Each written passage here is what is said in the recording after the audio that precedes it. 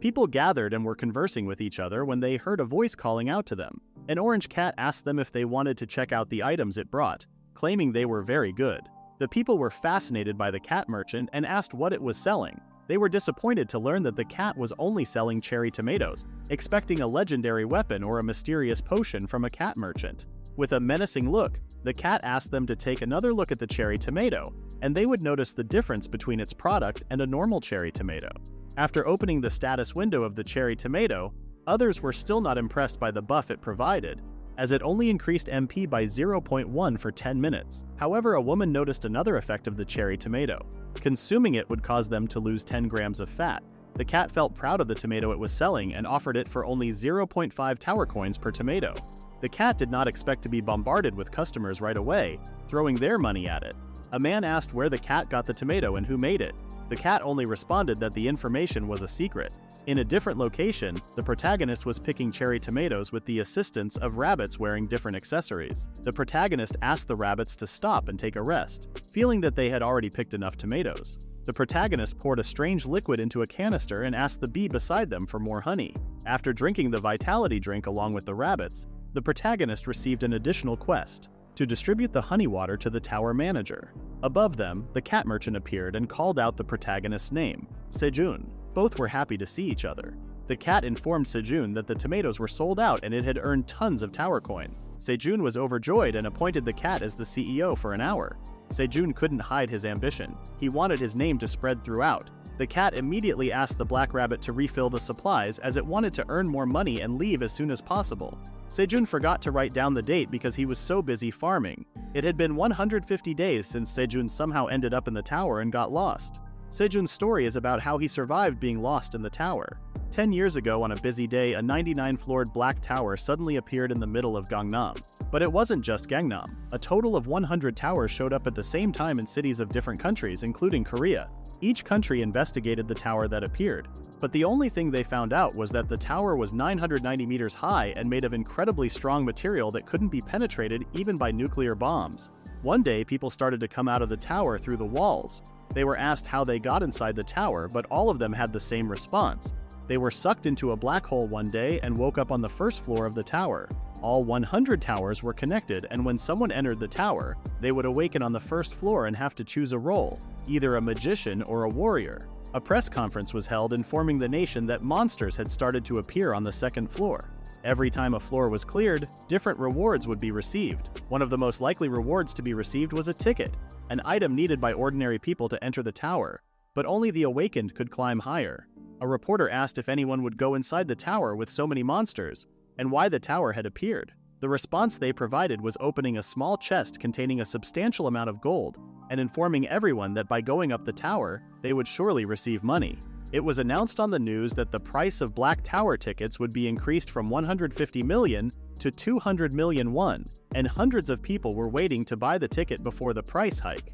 Listening to the news, the old lady was not happy, as people were risking their lives just to earn money, and now they were asking for 200 million won for the ticket.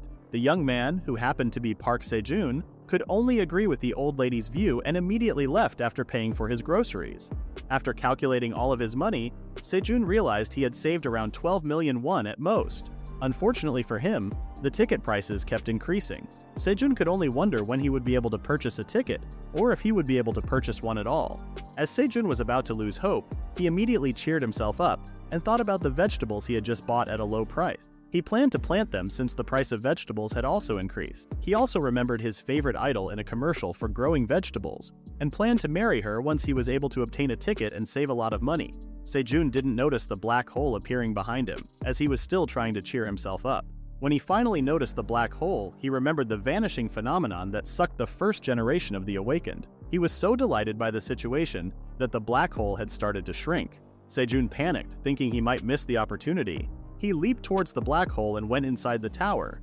He landed face first and expected to be placed in the first floor plaza, but to his surprise, he found himself trapped inside a cavern. In a tower near the cavern, a mysterious being was outraged when a change was detected in the tower.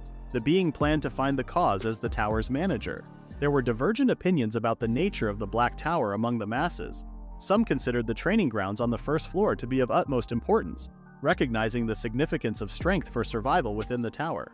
However, the information commonly circulated contradicted Sejun's personal experience. After tirelessly searching for an exit from the cave, Sejun appeared gaunt and exhausted.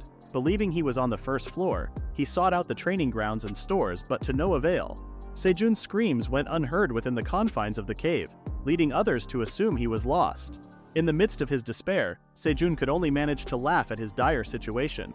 Startled by a beeping sound, he realized a day had already elapsed since he became trapped in the cave. Additionally, he noticed the absence of a network signal, though the alarm remained accurate. Feeling hunger gnawing at him, Sejun contemplated how to ration his food supply.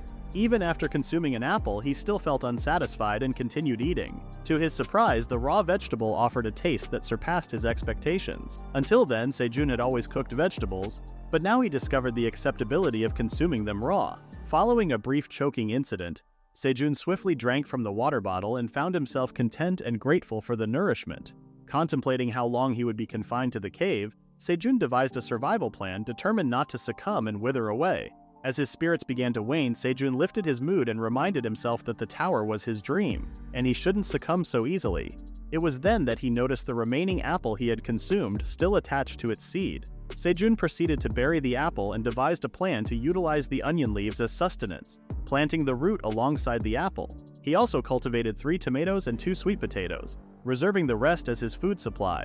He resolved to do everything within his power to survive and patiently await the growth of his crops. Surveying his work, Sejun was caught off guard by a resounding noise. His initial thought was that it might be a monster, but he recalled that monsters did not exist on the first floor. Upon gazing at the sky, he beheld a blue moon, followed by another deafening sound that tested his endurance. Just before losing consciousness, Sejun caught a glimpse of a majestic black dragon and found its presence to be beautiful.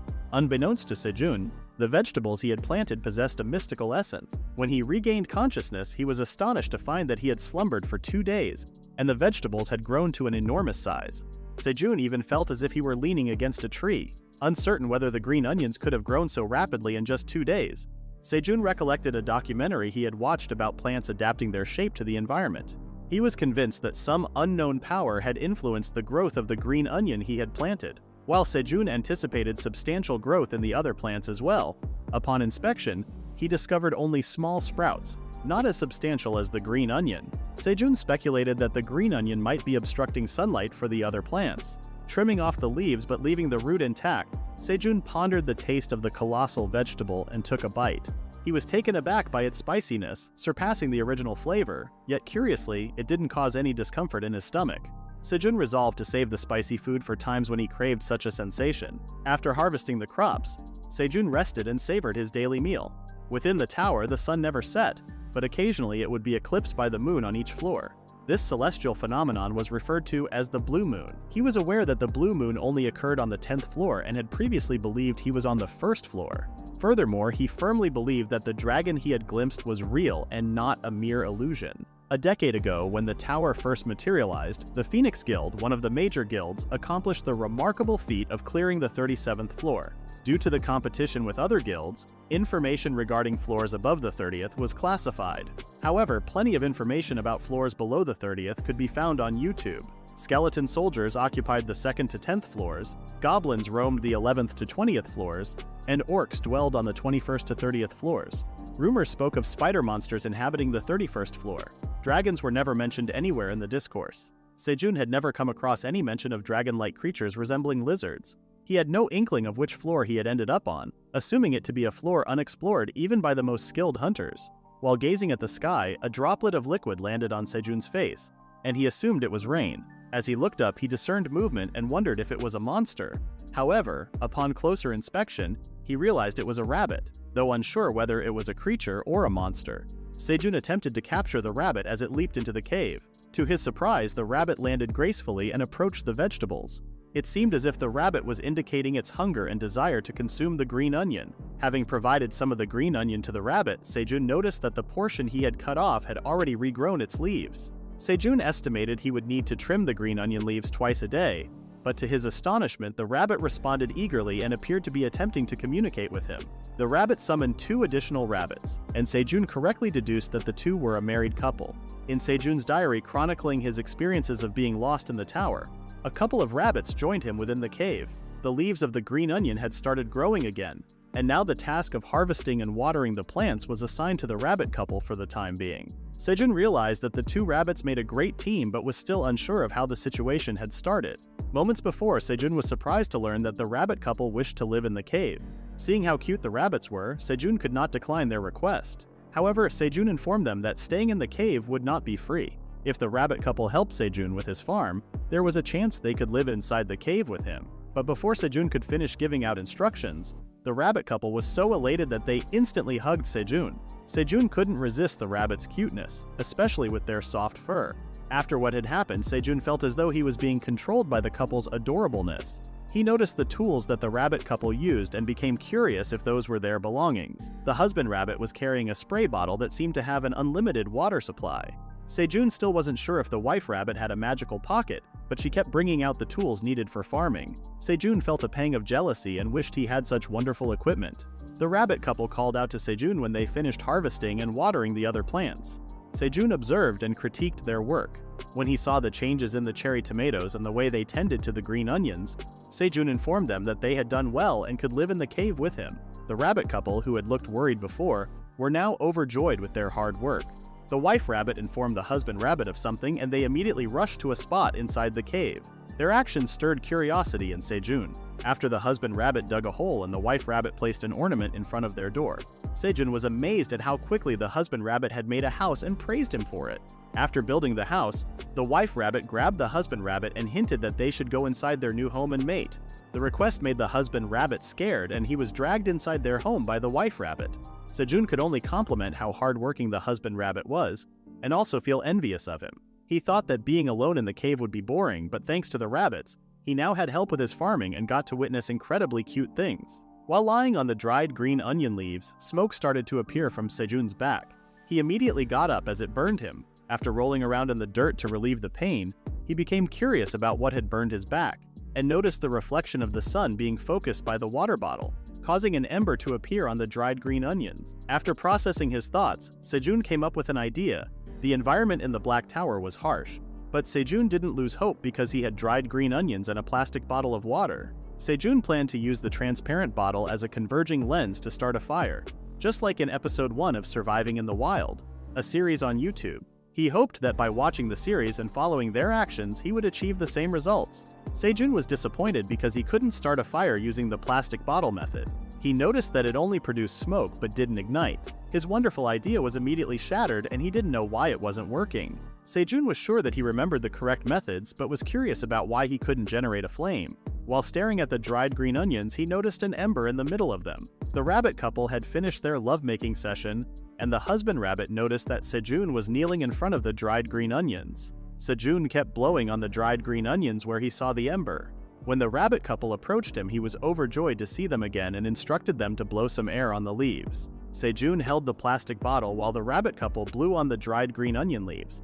With their combined efforts, they were able to ignite a fire with the dried green onion leaves. Sejun was elated to see that his method worked and immediately looked at the green onions he had planted. He threw the green onions onto the fire and cooked them. After a few minutes of cooking, Sejun peeled off the burnt areas and ate the rest. His reaction was priceless. He tasted a sweetness resembling sugar rushing through his mind. He compared the sensation in his mouth to that of a wild green horse running in a wide field, abundant with flavor. Sejun was so satisfied with the food that he cooked more. The rabbit couple was curious about what Sejun was doing and tried to replicate his cooking. After cooking the green onions, the rabbit couple tasted the food and immediately fell in love with it. Sejun then told them they could eat more of the green onions and help themselves. The trio was overjoyed with their newfound discovery. Sejun added more information to his diary, Sejun's diary of getting lost. He had finally filled his stomach with warm food and went to sleep right away. Sejun woke up and washed his face, gazing at his farm. He had finished harvesting the green onions and watering the cherry tomatoes and sweet potatoes with the help of the rabbits. Sejun felt a sense of satisfaction after seeing the fruits of his labor. Living alongside the rabbit couple had brought about a plethora of transformations in Sejun's existence. Ever since they acquired the skill of igniting a fire, they ingeniously utilized the green onions to erect a series of torches strategically positioned throughout the cave. While observing the pond, Sejun noticed a small ripple and was taken aback when a fish lunged towards the torch. Swiftly dodging, Sejun managed to avoid the fish, which landed on the ground. It was the first time he had seen a fish inside the pond, and he wondered if the torch had attracted it. This unexpected event led to the acquisition of a fish in the cave. Sejun wrapped the fish in dried green onions and placed it near the fire to cook. After expressing his gratitude, he took a bite and found the taste satisfying. The rabbit couple grew envious and expressed their desire to eat some fish as well. Sejun was initially surprised to learn that the rabbits also ate meat, but then he realized that the rabbit couple were also considered monsters. A couple of days later, the blue moon appeared once again. Sejun discovered that on his floor, the blue moon phenomenon occurred every 30 days. Initially, Sejun used his laptop and power bank to charge his phone and keep track of the date, but eventually, those resources reached their limit. Unable to use his phone any longer, Sejun started carving the days on the wall to keep a record of the date. According to his calculations, it had been 61 days since he had become trapped inside the cave. Luckily, the rabbits maintained a strict sleeping schedule, going to bed at 7 in the evening and waking up at 5 in the morning. By following their routine, Sejun avoided any mistakes in counting the days due to the never-setting sun. After a few days, something wonderful happened. When Sejun greeted the husband rabbit in the morning, he was taken aback as a swarm of baby rabbits emerged from behind him. The couple rabbits had given birth to these adorable little ones. The baby rabbits immediately ran towards Sejun, filling him with joy, and he playfully asked if they had missed their uncle Sejun. He was delighted to be an uncle. Sejun noticed that the rabbit couple didn't seem to sleep at all and must have been finding it challenging to care for their young ones. Sejun suggested that he could take care of the baby rabbits, allowing the rabbit couple to take a break while having their breakfast. The couple agreed, and Sejun took the baby rabbits to explore the flowers blooming on the cherry tomatoes. Watching the baby rabbits play around his farm brought Sejun immense happiness. He noticed that the flowers had blossomed and turned the area into a beautiful flower garden. For the plants to bear fruit, pollination was necessary, so Sejun manually pollinated them using a stick. Sejun's back ached from spending the entire day pollinating the flowers tirelessly. He couldn't help but wish for a bee to visit his garden, but he knew it would be too greedy to ask for such a thing. Suddenly, Sejun noticed one of the baby rabbits putting its face inside a flower. The baby rabbit sneezed forcefully after inhaling the pollen, which made Sejun burst into laughter. He reminded the baby rabbit not to breathe in the pollen. While observing the flowers, Sejun spotted a green fruit. After all the hard work, they had finally produced some fruit. Both Sejun and the baby rabbit felt elated and danced joyfully on the farm. The day before the blue moon, Sejun extinguished the fire, leaving behind a tiny ember that he covered with rocks. With his preparations complete, Sejun was satisfied with the camouflage and warmth provided by the dried green onion leaves. As he looked at the sky, Sejun realized that it was almost time and bid farewell to the rabbit couple, assuring them that the blue moon was a piece of cake now. As the blue moon arrived, Sejun felt utterly exhausted. Staring at his farm, he felt tired and wondered when the phenomenon would end. Taking precautions, Sejun hid anything that emitted a scent and waited in a corner for the blue moon to pass. However, since he didn't know how many hours had gone by, every minute felt like an hour. He trembled upon hearing distant cries. Sejun hoped that the blue moon would end without any mishaps. Suddenly, he heard a new unfamiliar sound. It was the first time he had heard such a noise. A massive paw tore through the ground, creating a hole where Sejun and the rabbits were trapped. Under the blue moon, a bear monster stood before the hole. Sejun couldn't believe his eyes and pressed himself against the wall. Their eyes met, and all Sejun could do was curse his luck. In his mind, he knew he hadn't been discovered yet and needed to find a better hiding place before the bear noticed him. Trembling, Sejun slowly reached for his bag, but the movement caused all the cherry tomatoes and bottled water to spill out. Sejun was certain that the noise had attracted attention. As he stared at the fallen tomatoes, he glanced at the enormous bear, horrified to see its face peering into the hole. Sejun was taken aback and let out a scream, prompting the bear to respond with a roar. Sejun had lost consciousness during the occurrence of the blue moon. He found himself surrounded by baby rabbits and a rabbit couple. One of the baby rabbits was tugging at his mouth, and coincidentally, he dreamt of his mother waking him up. The husband rabbit had reached his limit and slapped Sejun. Startled, Sejun woke up in a panic, confused about what had transpired during the blue moon. The husband rabbit pointed out that the sky had cleared again, indicating that the blue moon had already passed. Realizing that he had blacked out, Sejun's curiosity about the events heightened, and he felt pain throughout his body. Gradually, he recollected the occurrences during the blue moon. Sejun remembered that a gigantic monster had fixed its gaze upon him and let out an earth-shattering roar. Recalling those events sent shivers down Sejun's spine, as he had narrowly escaped being killed by the colossal creature.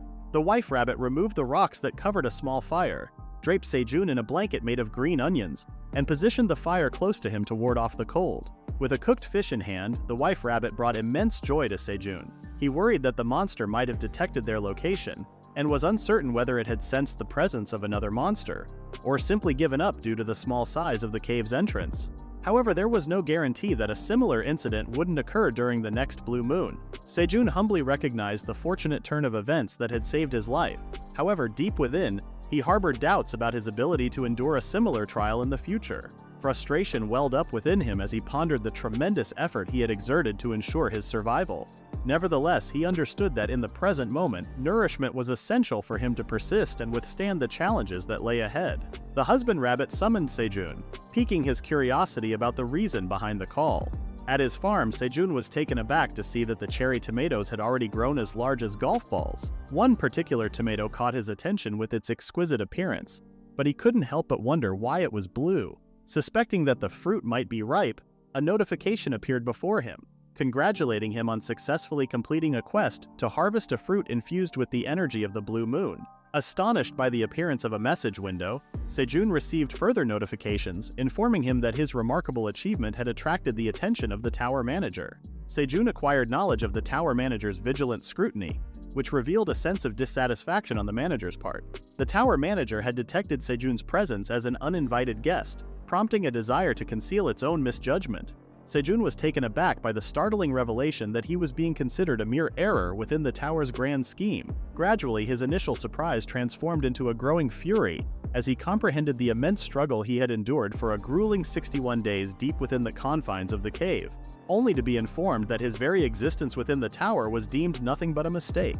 If he was truly considered a mistake, Sejun wished for the tower manager to send him home. However, the tower manager responded by suggesting it was contemplating killing Sejun to eliminate any evidence. Sejun's anger flared as he realized that instead of receiving a reward for unlocking an achievement, he was being marked for death. The tower manager paused for a moment before responding to Sejun's outburst, causing Sejun to ponder whether his own behavior had been too impolite. Caught off guard, Sejun was taken aback when the tower manager abruptly awakened him. Upon learning that he was being awakened, Sejun's excitement grew, anticipating what his role in the tower would be. As someone who considered himself intelligent, he assumed he would become a wizard. Sejun didn't know how to react when he discovered that he had been assigned the role of a rank F tower farmer. Despite his confusion, he understood that his job would grant him immunity to illness, bring him closer to nature, and provide experience points for harvesting crops. Baffled by his assignment as a farmer, given that he only knew of the options of becoming a swordsman or a wizard, Sejun opened his status window, shocked to find that his received talent was just ordinary. Sejun imagined himself on a late-night talk show introduced as someone who had successfully conquered the tower despite possessing an ordinary talent. When asked about his occupation, Sejun confidently declared himself as the tower farmer. Devastated and disappointed by the realization that he had been assigned the role of a tower farmer, Sejun contemplated discarding the blue cherry tomato. However, upon witnessing the fear displayed by the rabbit family, he hesitated. Looking around at his surroundings, he realized how hard he had worked to cultivate the blue cherry tomato, and didn't want his efforts to go to waste. Sejun ultimately accepted his fate and vowed to continue farming, much to the delight of the rabbit family. Sejun was taken aback when a message box appeared above the blue cherry tomato, revealing that it was a magical cherry tomato imbued with the energy of the blue moon. Consuming the tomato would permanently increase the user's MP by 0.05. Surprised to learn that the cherry tomato was actually an item, Sejun, despite the negligible increase, felt content and congratulated himself for growing such a remarkable specimen as the magical cherry tomato. As the tower manager observed the farm through an orb, it became irate. While celebrating their new crop, Sejun noticed another message box, triggering a new quest that instructed him to present the fruit containing the energy of the blue moon to the tower manager. The reward for completing the quest would be a job-related skill, but refusing it would result in Sejun's death. Faced with the consequences of refusal, Sejun considered it a joke but couldn't help feeling frightened. Sejun was surprised to see the details of the quest. He knew he was being blackmailed to give the blue cherry tomato to the tower manager, and had disguised it as a quest. In a fit of rage, Sejun said out loud that the tower manager didn't need to threaten him and should just ask for it. While talking to himself, Sejun was annoyed at how the tower manager viewed human life, and how easily the manager could take a life by refusing a quest. After contemplating for some time, Sejun gave up and offered the blue cherry tomato, asking to spare his life since he didn't want to die either. After obtaining the blue cherry tomato, Sejun received the quest reward. He had forgotten about the rewards because he was so fixated on the refusal option. The reward he received was a job-related skill, which made him very happy. He thanked the tower manager for its generosity. When he opened the reward, Sejun obtained the skill Sewing, He felt disappointed by the skill he received and remembered that his job was a tower farmer, so it made sense for him to receive the sewing skill.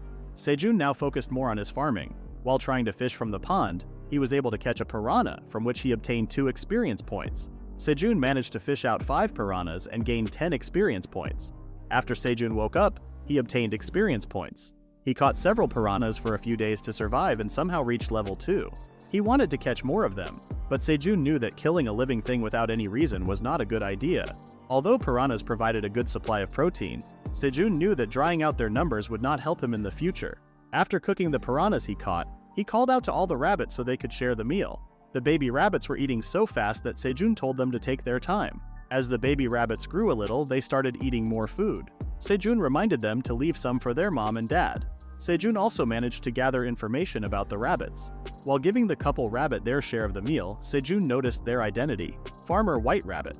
This was a type of monster that Sejun had never heard of outside the tower.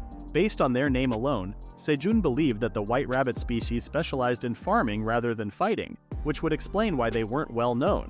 Sejun didn't know what had happened, but he assumed that the white rabbits had lost their farm, roamed around, and somehow ended up finding the cave he was in. He was curious if the white rabbits still had a hometown they could return to. Sejun wished they could communicate with each other since he couldn't understand what a rabbit said. After finishing their meals, Sejun told everyone that they should head to the farm now because they had an important day ahead of them. After hearing Sejun, the white rabbits felt motivated to work. Sejun and all the white rabbits were surprised to see that the cherry tomatoes were already ripe. Sejun shed a tear because they had worked so hard to grow the tomatoes, and the ones they obtained after the blue moon didn't count. As he was about to harvest the cherry tomato, everyone was filled with tension. But after Sejun harvested his first cherry tomato, he was so happy because it had ripened so well. He was surprised to receive experience points after harvesting the cherry tomato. Sejun was even more surprised to find out that the cherry tomato they harvested was similar to the magical cherry tomato before, and they also received 10 experience points just by harvesting it. The effects only lasted for about 10 minutes, but if they ate 10 magical cherry tomatoes at the same time, they could increase their MP by 1 point. Sejun was curious if the other tomatoes had the same effects. He started harvesting the other cherry tomatoes but accidentally picked the wrong one. After picking the wrong tomato, Sejun noticed that the experience points he received were lower than last time, and the job experience points didn't increase at all. He also noticed that the wrong tomato he picked was not an item but just an ordinary tomato. Sejun deduced that he needed to harvest a fully ripe cherry tomato to get it as an item. Sejun realized that his work had just gotten harder. Sejun kept on harvesting the magical cherry tomatoes and eventually reached level 4, receiving another bonus stat. Thinking that what he had harvested was enough, Sejun wanted to have a taste of it, but noticed that the white rabbits also wanted to have a piece of the cherry tomato since they had also helped out. Sejun apologized and shared the food with everyone. Sejun wanted to celebrate the successful harvest of the magical cherry tomato with everyone. After taking a bite of the tomato, Sejun instantly imagined that he was lying in the grass with the white rabbits, staring at the fireworks in the starry night sky. With the fresh scent of grass and the sweet and sour taste melting with the scent, by eating the magical cherry tomato, he was able to compare the sensation with summer and its fireworks. Seeing Sejun's tearful reaction, the white rabbits were confused and looked at each other. Everyone started to store the harvested cherry tomatoes and covered them with dried green onion leaves. Sejun was delighted to see that the baby rabbits were already big enough to help their mom and dad. Feeling tired, Sejun went to sleep so he could start another great day soon. After complimenting himself, Sejun instantly fell asleep. In the middle of his sleep, Sejun received a quest. He ignored it at first, but the tower manager was so insistent that Sejun accepted. Annoyed at the tower manager, Sejun gave the harvested tomato and received another reward. Sejun wanted a more useful reward for the new quest since the last one he received was not useful to him. He managed to contain his anger after looking at the new skill he received: Harvest. Thinking about why he needed a harvesting skill, Sejun was surprised the next day to find that the skill was very useful. He no longer needed to wait for the magical cherry tomatoes to ripen.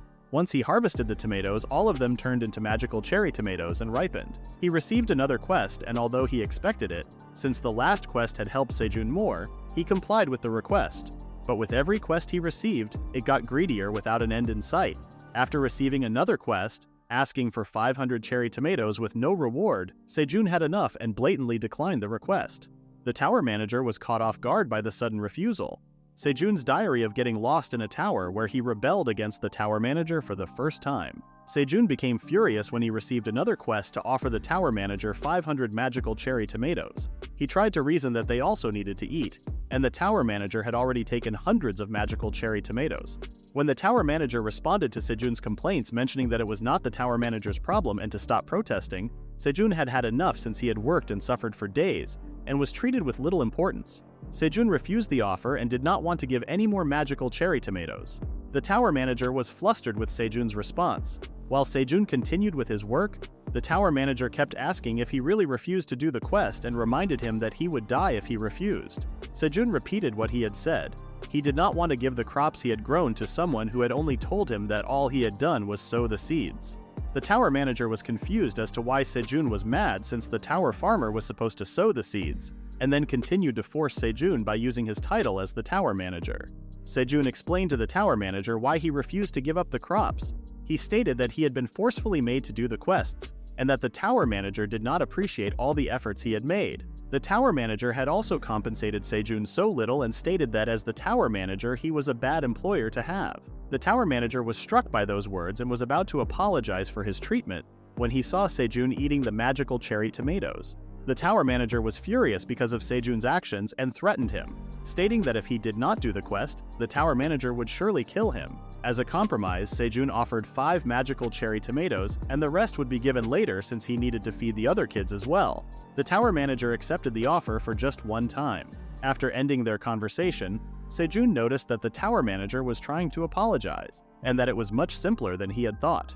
On his 91st day after getting lost, the 4th blue moon appeared. Sejun was still covering himself with the green onion blanket, but this time he was eating the magical cherry tomatoes. He had heard that people with high MP could withstand the roar of a monster to a certain level, which is why Sejun was eating the magical cherry tomatoes. Sejun only hoped that what had happened last time would never happen again, and that today's blue moon would end faster.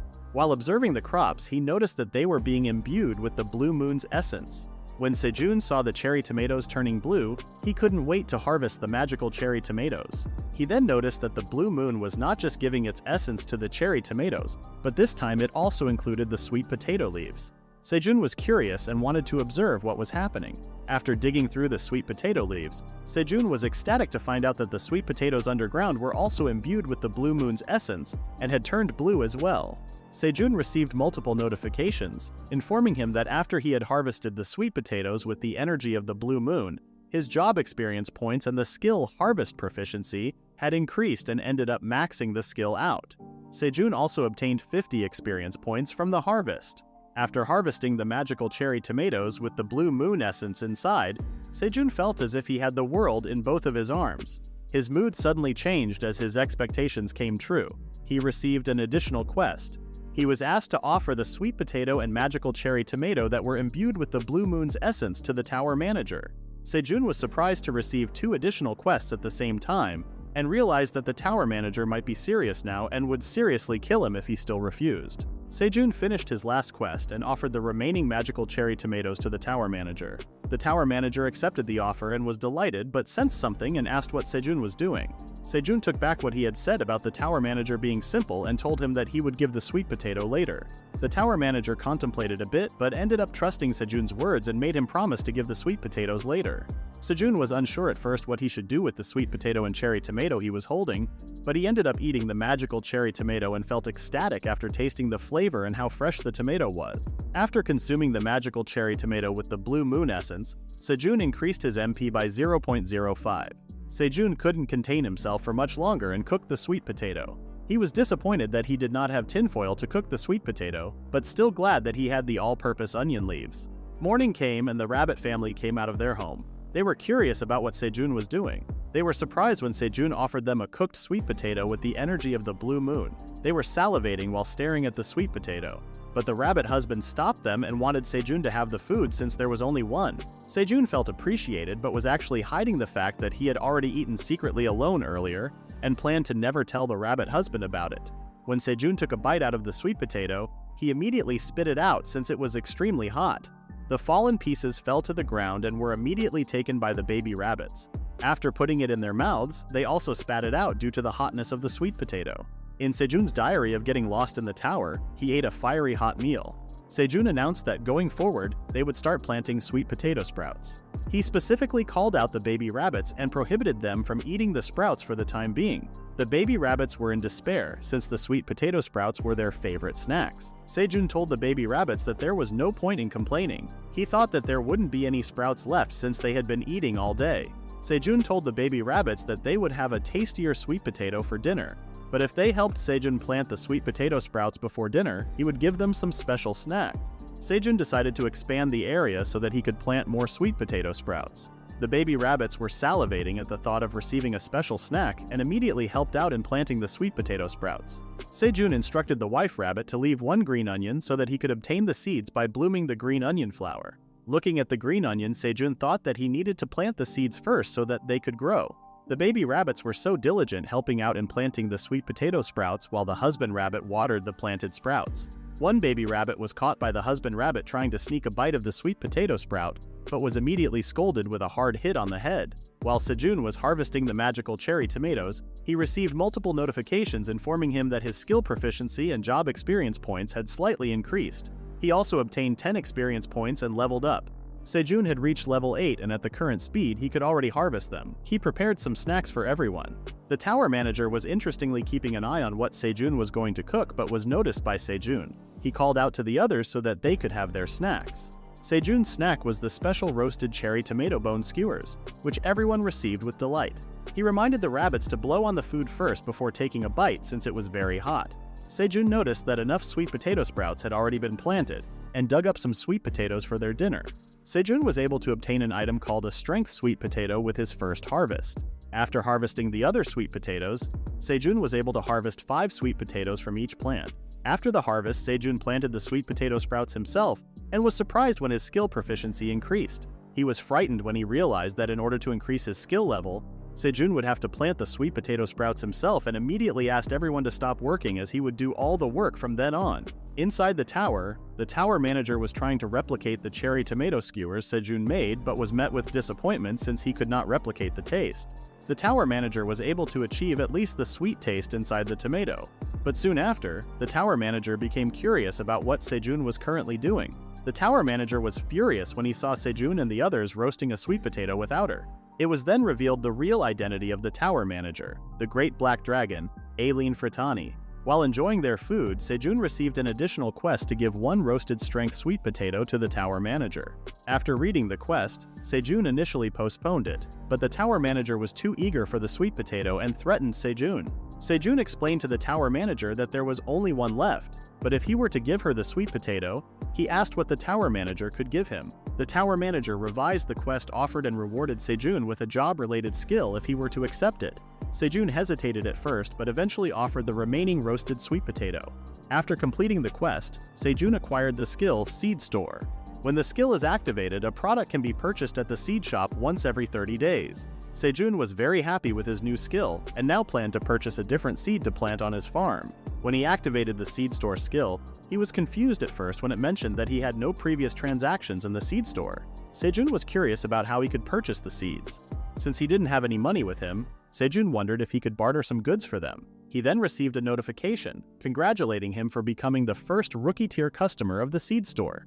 Sejun was then provided with 1 tower coin to be deposited into his account at the seed bank. After thanking the seed store for their generosity, Sejun became curious about what he could purchase from the seed store. He was informed that he would be presented with 3 random seeds being sold for the day and he could only purchase 1 seed with his current level. Sejun contemplated hard on which seed he should choose. Since he couldn't make kimchi, the red pepper and cabbage were out of the option, leaving the carrot seed as his remaining choice. Just by the word carrot, the rabbit family became more excited. Sejun eventually received a kick to the face from the husband rabbit since he was teasing the rabbit family too much. After purchasing the carrot seed, Sejun also received seed store mileage, which could be used to help him level up. Upon receiving the seeds, Sejun sarcastically mentioned that the pocket looked more expensive than the seeds. Observing their movements, the tower manager was satisfied with Sejun's purchase, which made Sejun more suspicious of the tower manager. Everyone was very excited to plant the new seed they received. In the distance, a new monster was lurking among the plants. In Sejun's diary of getting lost in the tower, he received new carrot seeds from his first trade at the seed shop. After receiving the carrot seeds and planting them, Sejun noticed that the couple rabbits have been happy, even though the seeds have yet to sprout. He was curious if the rabbit couple really loved carrots a lot. Sejun plans to take a nap first before pollinating the flowers and cutting the onions in the afternoon. He was awoken from his sleep because a bug kept on disturbing him in his sleep. Seeing the bug for the first time, Sejun liked it since it was very cute. When he checked the bug's name, he immediately backed off since it was named Poison Honeybee. Sejun tried to warn the others about the poison honeybee but was surprised to know that they are already running away, leaving Sejun with the poison honey for himself. Sejun was warned by the tower manager that the poison honeybees are carnivorous monsters that sting and eat flesh. Avoiding them is the best course of action. Sejun was now more afraid to know that the honeybees eat flesh. He pleaded that he is not delicious and to spare him. As a last course of action, Sejun grabbed anything and tried to hit the poison honeybee with it. The poison honeybee was confused as to why Sejun is presenting him with flowers. But looking closer, the honeybee likes what is inside the flower. Opening his eyes, Sejun finally saw what the honeybee was doing. He then asked the tower manager about the information he shared of the honeybee being carnivorous, but now it is eating the flower. Sejun suddenly had an idea, and asked the poison honeybee if it was still hungry. It could eat the other flowers as well to his heart's content. This offer made the poison honeybee really happy. Laughing menacingly, Sejun's plan was to have the poison honeybee do the work so that he does not need to pollinate the cherry tomatoes anymore. The rabbit family was hiding behind a rock while being told by Sejun that he was mad since he was left by the rabbit family. After eating the other flowers, the poison honeybee came back, which made Sejun more cautious. The poison honeybee landed on Sejun's shirt and started sleeping. Sejun was flustered but still appreciated how cute the poison honeybee was, but was curious if it wouldn't sting him. Sejun's diary of getting lost in the tower, a new member has been added to the family. It is the 120th day after getting lost. Sejun and the others are still busy tending to their farm. Sejun became annoyed when the baby rabbits kept on playing near the farm while he was working.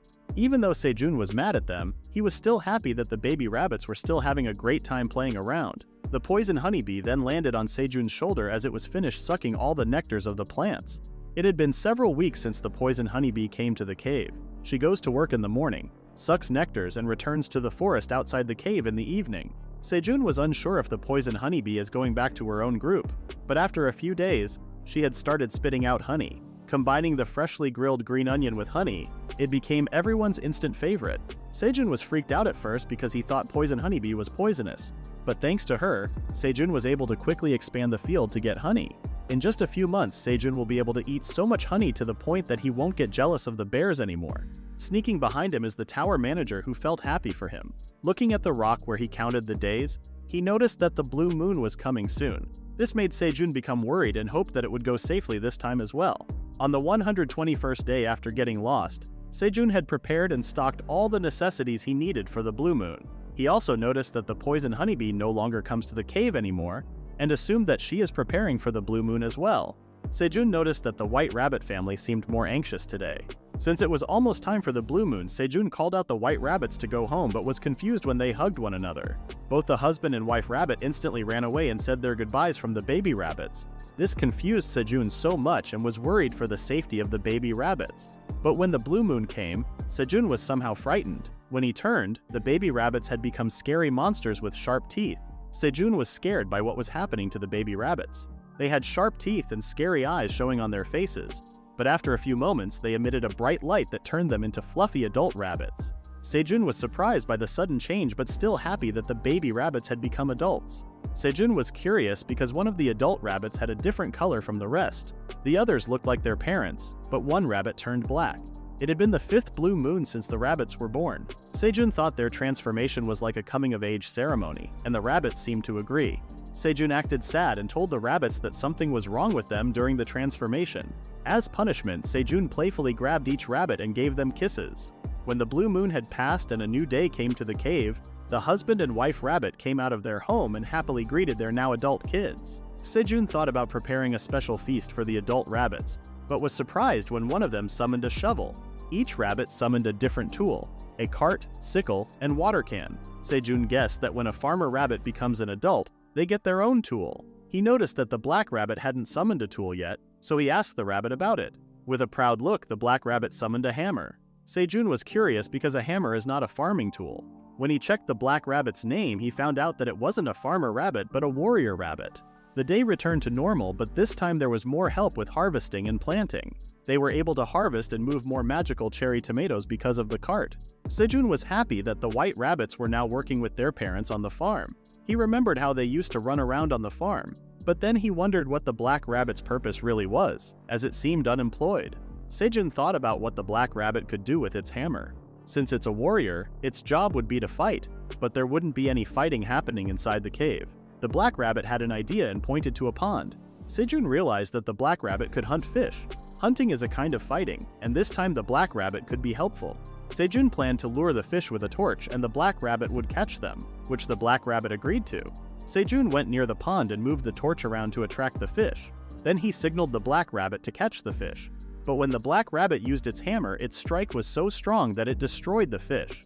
Sejun was surprised by the black rabbit's power but felt sad about what happened to the fish. The rabbit family was unhappy because the meal no longer looked like a fish. Sejun tried to cheer up the black rabbit and said it would get better with practice. He told everyone not to be sad and to enjoy the meal. Just like that, the rabbits started getting used to their roles. After 125 days, the seed store reopened. Sejun was happy and excited about which seeds to buy next, but he was surprised to see that the prices of the listed seeds were different from before. Sejun had a small amount of tower coins. With his current balance, he could only afford to buy waxy corn seeds. He was worried that if the prices kept going up, he wouldn't be able to buy anything next time. Moreover, Sejun didn't have a way to earn more money inside the cave. The first method was getting rewards after clearing a floor. Although the amount was high, the prize was given only once on each floor. So, the actual profits earned by hunters weren't that big. The second method was hunting monsters and selling their bodies to the wandering merchant or the store on the first floor. It was the best source of income for hunters because it could generate continuous profits. The third method was completing quests and getting rewarded. Sejun thought about it, but since the quest rewards varied widely, it was hard to decide among those three options. Clearing a floor was impossible for Sejun. He couldn't even escape from the cave. The other option was the heist level quest given by the tower manager. Sejun called the tower manager and asked if completing quests could earn him tower coins as a reward. The tower manager said she didn't know what Sejun meant but would give him the coins later when he was grown up. Sejun was surprised that the tower manager didn't know about tower coins. He then asked how many more years he needed to grow up, and was shocked to find out that he had to be at least 300 years old. Sejun was angry and tried to explain to the tower manager that he wouldn't be able to use the tower coins. Instead, he planned to record them and pass them down to future generations, so eventually his grandchildren would receive them. But he wasn't even in a situation where he could have descendants. Sejun tried to calm himself because he knew he would lose if he got angry. He focused on what he could do to survive for now. He reasoned that corn was still a good choice since he could cook it in various ways and make flour out of it. In the end, he bought 200 waxy corn seeds. After receiving the seeds, they were all excited to work and plant them. But since they hadn't eaten yet, they planned to eat first and then start working. After some time, Sejun and the others were full after eating grilled fish and planned to save the rest for later. Sejun welcomed the poison honeybee and told it that it had been spending a lot of time in the cave lately. He asked if it would be okay if it didn't return home. Sejun would still be happy if the poison honeybee didn't return home and would gladly accept it in their small home. The honeybee sensed movement above the cave, which made Sejun think it might be a dangerous monster. The mysterious being introduced itself as an orange cat and assured Sejun that it wasn't a shameless cat that would steal their food. The cat, named Theo, was actually a wandering merchant. Sejun's diary of getting lost in the tower. He met a wandering merchant cat named Theo. Sejun was surprised to know that a wandering merchant was looking for him. Rumor has it that sometimes when people go up the tower, they'd meet a wandering merchant, but Sejun did not expect to meet a wandering merchant cat. When Sejun saw the cat's shiny eyes, chubby and soft cheeks, and jelly paws, Sejun instantly fell in love since Sejun really likes cats. Sejun confirmed to the merchant his identity and asked why the merchant cat was looking for him. Theo heard a new rookie made transactions in the seed store. Theo came to the cave to greet Sejun and make some deals with him. As he was about to show the items he wanted to offer to Sejun, Theo's stomach growled. He apologized to Sejun and explained that he has not eaten anything yet and ended up showing an embarrassing image in front of Sejun. Sejun had a menacing look after hearing Theo's explanation. He then offered Theo a roasted fish since he was starving. Theo was tempted and declined the offer at first, but Sejun insisted for Theo to have a bit of the roasted fish, even describing its taste and smell to it. Theo could no longer resist as the roasted fish was already near his face. After a few moments, Theo was already laying on the ground since he was already full. Sejun was surprised at Theo since he was able to consume 5 roasted fish and realized that Theo was really that hungry. Theo and Sejun were both thankful for one another, for the meal and for meeting each other. Theo was about to show Sejun the items he brought to make deals, but he was cut off by Sejun telling him that Theo must pay for the roasted fish that he just ate, which was about 0.5 tower coins. Theo was surprised and thought that the food offered by Sejun was for free. Sejun responded that there are no such things as free inside the tower and reminded Theo that he came to make a deal with Sejun. Sejun pointed out that as a wandering merchant, Theo was not planning to eat the customer's fish and ran away. Theo felt scared as he was cornered by the adult rabbits, and Sejun finally gave in and paid Sejun for the roasted fish he ate. Sejun was happy that he was finally able to get a tower coin, while Theo, on the other hand, had become depressed. Theo planned to take Sejun's money, but instead, he is the one who is giving his money away. His business started at a loss, but Theo did not give up and told himself that he would definitely sell all of his things to Sejun. With tears in his eyes, Theo asked Sejun to look at the items he brought as it was his turn. With a proud look, Theo showed the items he brought that consists of a tumbler, mini fan, and a portable hand warmer. All items cost 5 tower coins each. Sejun asked if the items came outside of the tower since he knew the items very well. Theo further explained the items individually and how it works. He explained that the tumbler had a preservation magic that if one puts a hot or cold stuff inside, it will maintain the temperature. The mini fan Theo brought has a wind magic enchantment. Whenever they need it, they can simply press the switch to turn on. In the middle of explaining how the items work, Theo was cut off by Sejun. He told Theo that the items he brought are all trash. The statement infuriated Theo. Furious at Sejun's words, Theo asked Sejun what he was talking about and accused him of not seeing the items' values as they are from outside of the tower. Theo was surprised when Sejun responded to Theo's question, informing him that Sejun came outside of the tower. Sejun then explained to Theo what he meant, how the items he brought are trash. There was no magic inside the items. The tumbler prevents heat transfer by blocking contact from the outside. For the mini fan and portable hand warmer, after turning it on for a few hours it will stop working because the batteries would run out.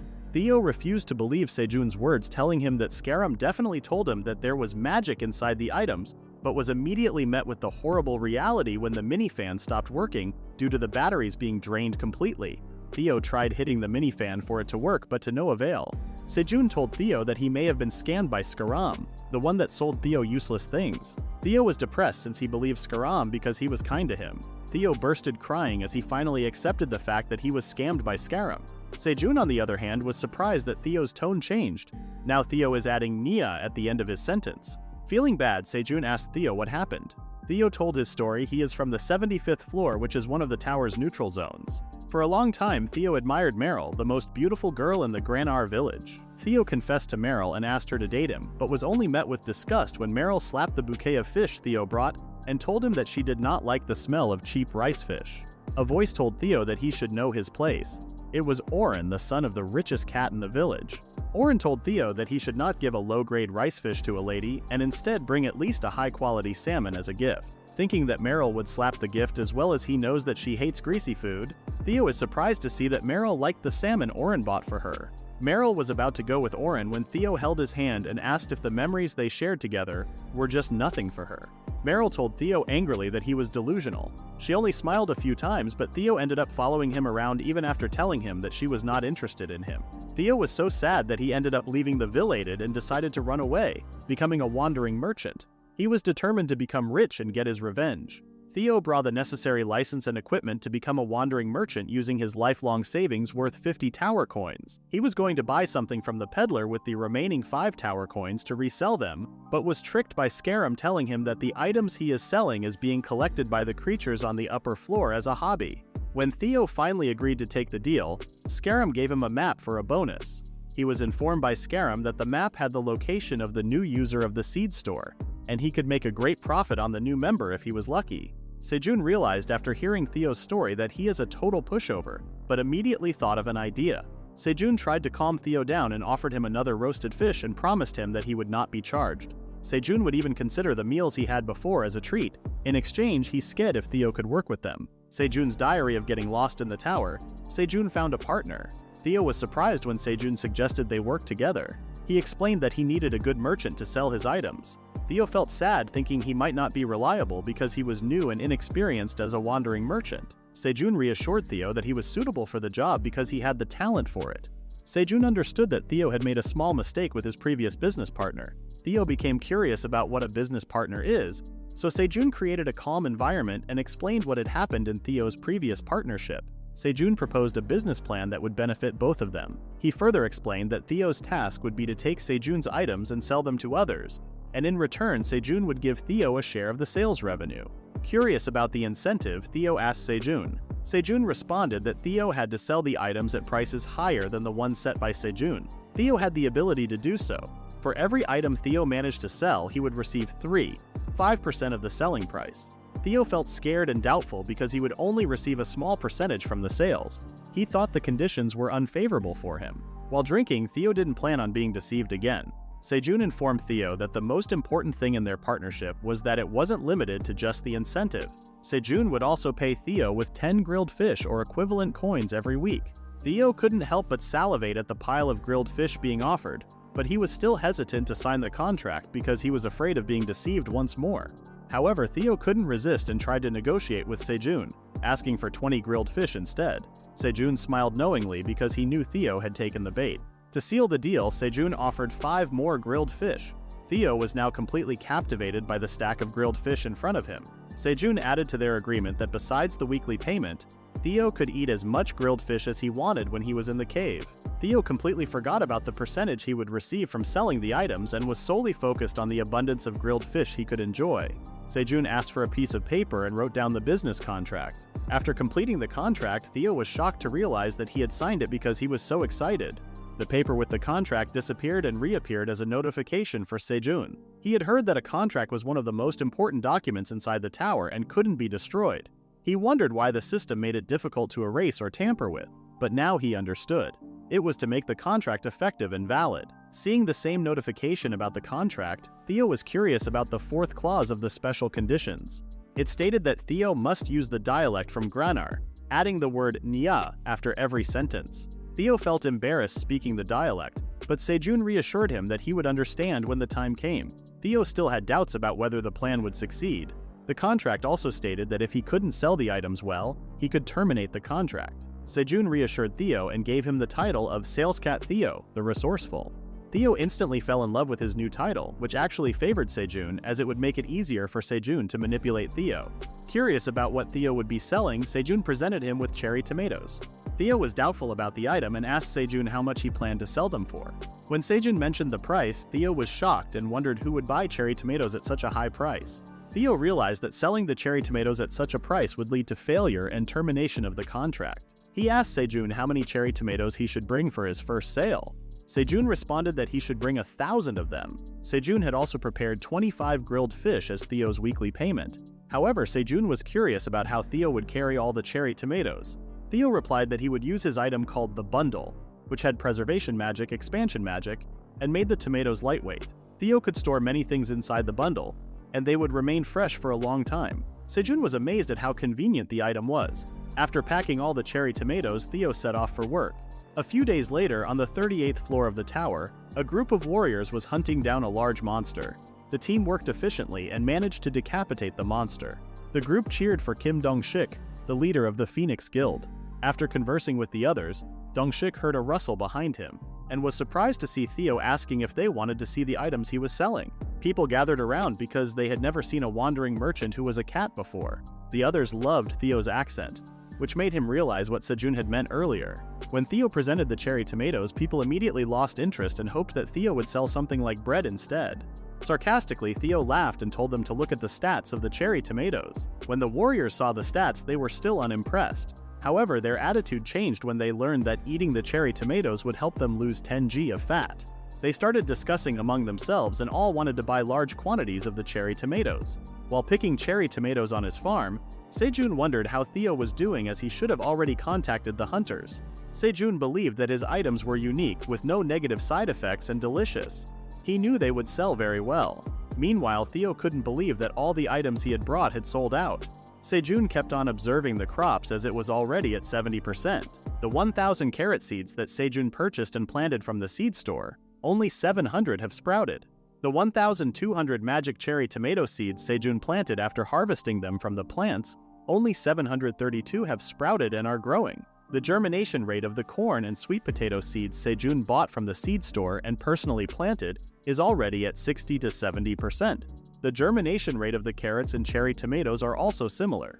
Sejun hoped that the crops would sprout more. He assumed that the reason why Sejun's crops do not sprout that much is because of his farmer level, or that the land is not fertile because it is inside the cave. Now that they have Theo to earn the tower coins, Sejun is more motivated to harvest as many crops as possible. Sejun and the wife rabbit noticed fire play portrayed by the black rabbit to lure out the fishes. After throwing the torch up above, multiple fish leaped towards it, allowing for Black Rabbit to swiftly strike all of the fish in one go. Sejun was amazed with Black Rabbit's skills. He also noticed that black rabbits have gotten pretty good at hunting too. The black rabbit all of a sudden emits a light around him, which makes him level up. He was so happy for the black rabbit as he had only witnessed the other white rabbits leveling up. The black rabbit felt proud and was given a round of applause by the white rabbits. After hunting down the fish in the pond, Sejun suggested for them to take a break and drink some coffee. He then opened the tumbler that contained coffee sticks. He was so glad about Theo being scammed by Scarum, as they did not open the tumbler and not reveal the contents inside it. If Theo tried to sell the coffee to Sejun, he would have spent all of his money just to buy the coffee. Sejun thanked them for their ignorance because he is now able to obtain good quality stuff for free. Even though Sejun did not have any tools to boil water, let alone ice cubes to make iced Americano, being able to make a coffee inside the cave is luxury for Sejun already. With the help of poison honeybee's honey, Sejun was able to create honey Americano, a combination of coffee powder dissolved in the cool cave's water mixed with honey. With one slurp of the drink, it can relieve fatigue and hunger at the same time. Sejun offered the drink to the adult rabbits but was displeased with the taste. While relaxing, Sejun noticed the poison honeybee headed towards a beehive. He realized that poison honeybee has moved in with Sejun and the others. All of a sudden, a new quest showed up in front of Sejun, asking for 10 magic cherry tomatoes. Sejun assumed that the tower manager realized of Sejun's importance after making a deal with Theo, and kept on postponing the quests.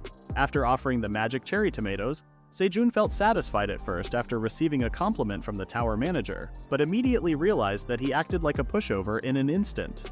In the merchant guild, Scarum and the other goblins are conversing with one another. Scarum was irritated since Theo has not returned yet. After deceiving Theo by spending all of his money to buy useless items from Scarum, the goblin asked if Scarum was worried, but it was the opposite as Scarum had another plan for Theo. Scarum plans to inform Theo of a big opportunity and then lend him money to accomplish it. This would lead to Theo working hard to repay the loan he would borrow and making him Scarum's slave until death. The other goblins were amazed with Scarum's devious plan. As Scarum felt thirsty, he checked his current merchant rankings. He was pleased that he was in the top 1,000, but when he checked the merchants above him, he was surprised. At rank 982, Theo was in place, which infuriated Scarum. Meanwhile, Theo had finally returned after selling the magical cherry tomatoes. He apologized to Sejun for taking time before meeting him as he played for 4 days. After hearing his confession, Sejun realized that as soon as Theo reached the floor, the items immediately sold out. With a sinister smile, Sejun threatened Theo that if he did not give him the details of the transaction, he would likely face Sejun's scary side. After a few moments, Theo finished informing Sejun of the events of Theo's journey and gave the money earned from the cherry tomatoes. Sejun demoted Theo because of his actions, and his title would be reinstated if Theo works hard and will raise the incentive to 5%. Theo decided to use their dialect always since it attracts customers. This decision made Sejun very happy since everyone would finally know his name. Theo was curious what Sejun meant, which Sejun explained that in each item they sell, the farmer's name is displayed and will let people know that he cultivated the tomatoes. Theo became frightened as he realized one grave mistake. There's a system for a beginner wandering merchant that forcibly hides the origin of their goods. The policy is meant to prevent wealthy wandering merchants from stealing the suppliers of beginner merchants. Since Theo is still a beginner, which means that Sejun's name is covered in the items. Theo plans to never tell the secret to Sejun because he is scared of being demoted another time. He then asked for more magic cherry tomatoes so that he could sell more. But what Theo really wanted is that he wishes for his level to increase, so the restriction will be removed, and the cultivator's name will be revealed. Sejun became curious of Theo's action, and assumed that he believed all of Sejun's words. Outside the tower, the hunters from the Phoenix Guild were having a pleasant conversation, taking their time. Dongshik, the guild leader, received a message from his daughter asking him to buy more magical cherry tomatoes because they were effective.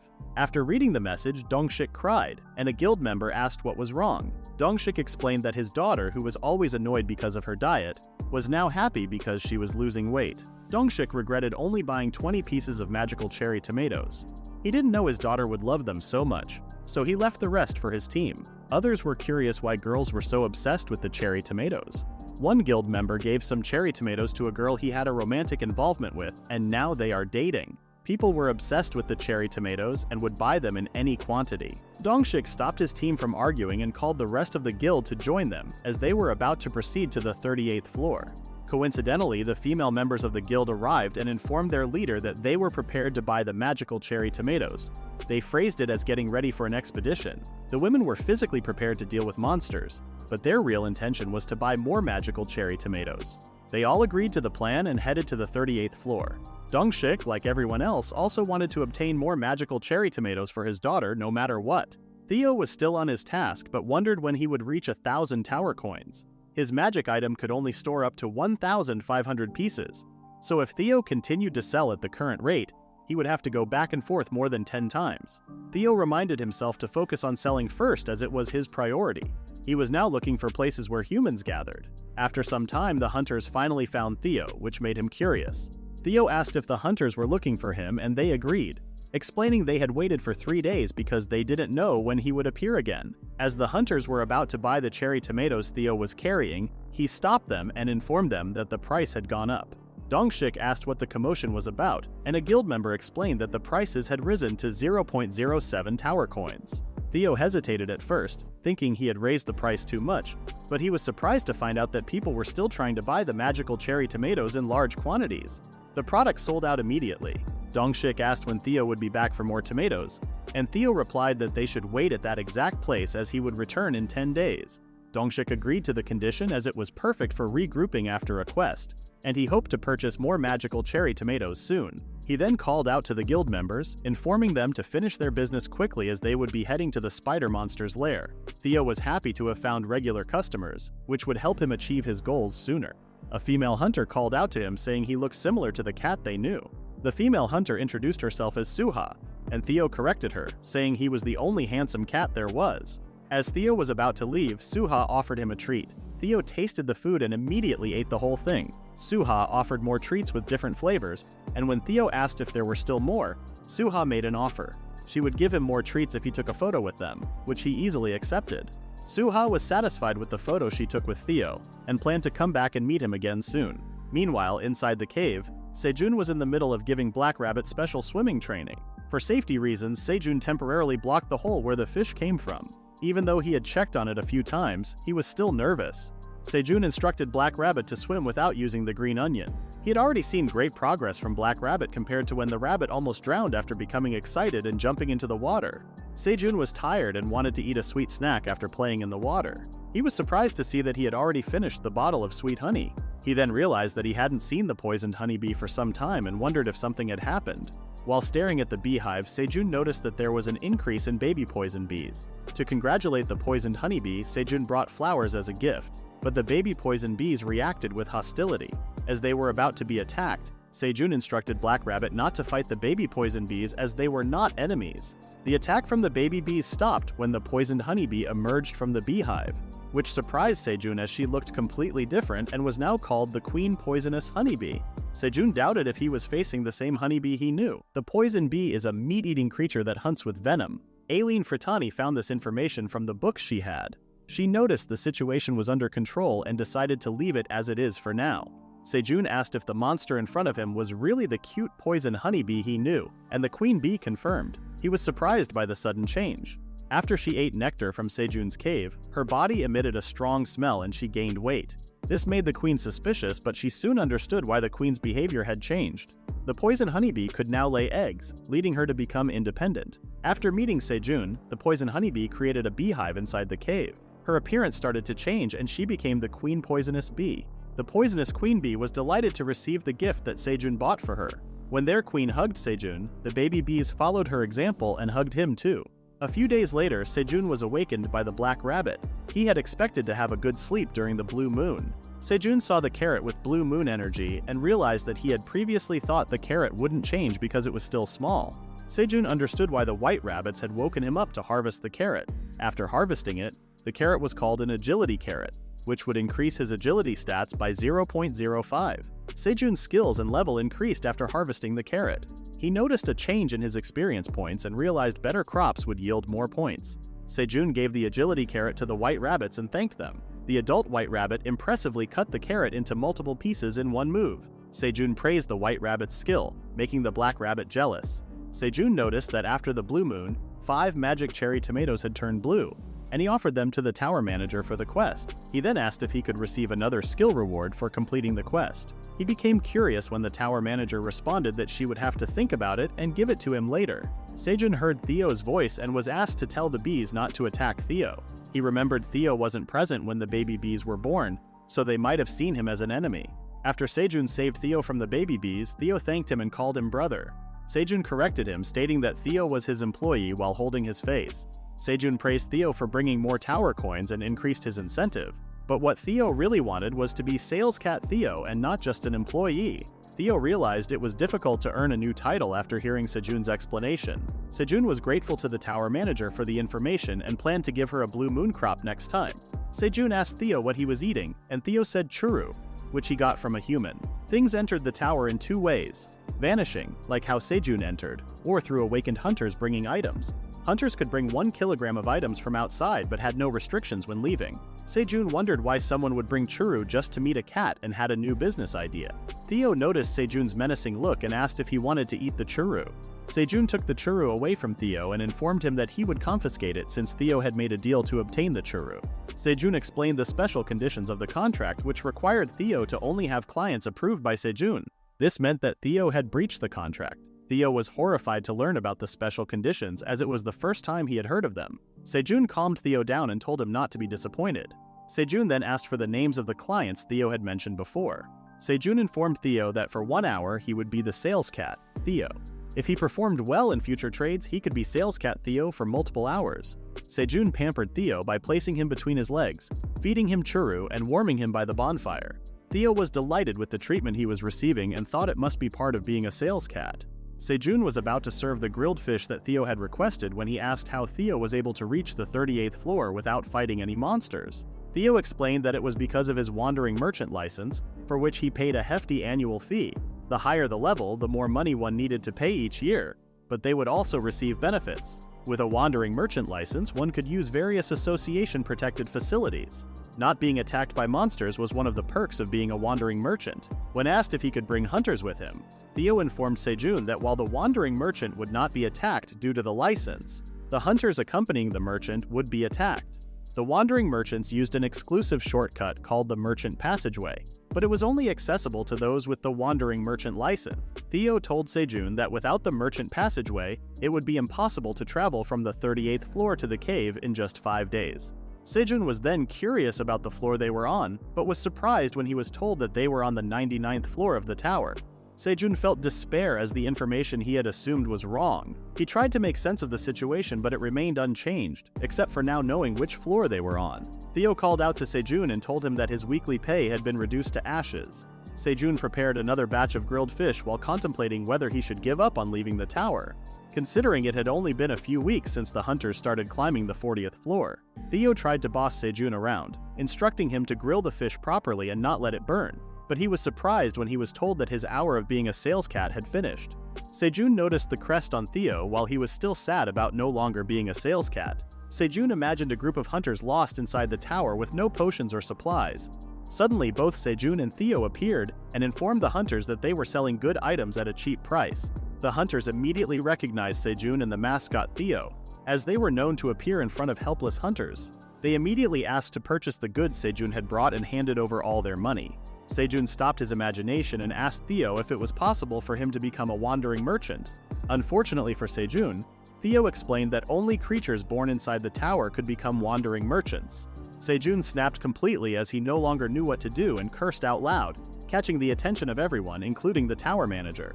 Sejun tried to calm himself down, realizing that shouting wouldn't help his situation. He thought that he should have prepared to endure the moment he decided to enter the tower.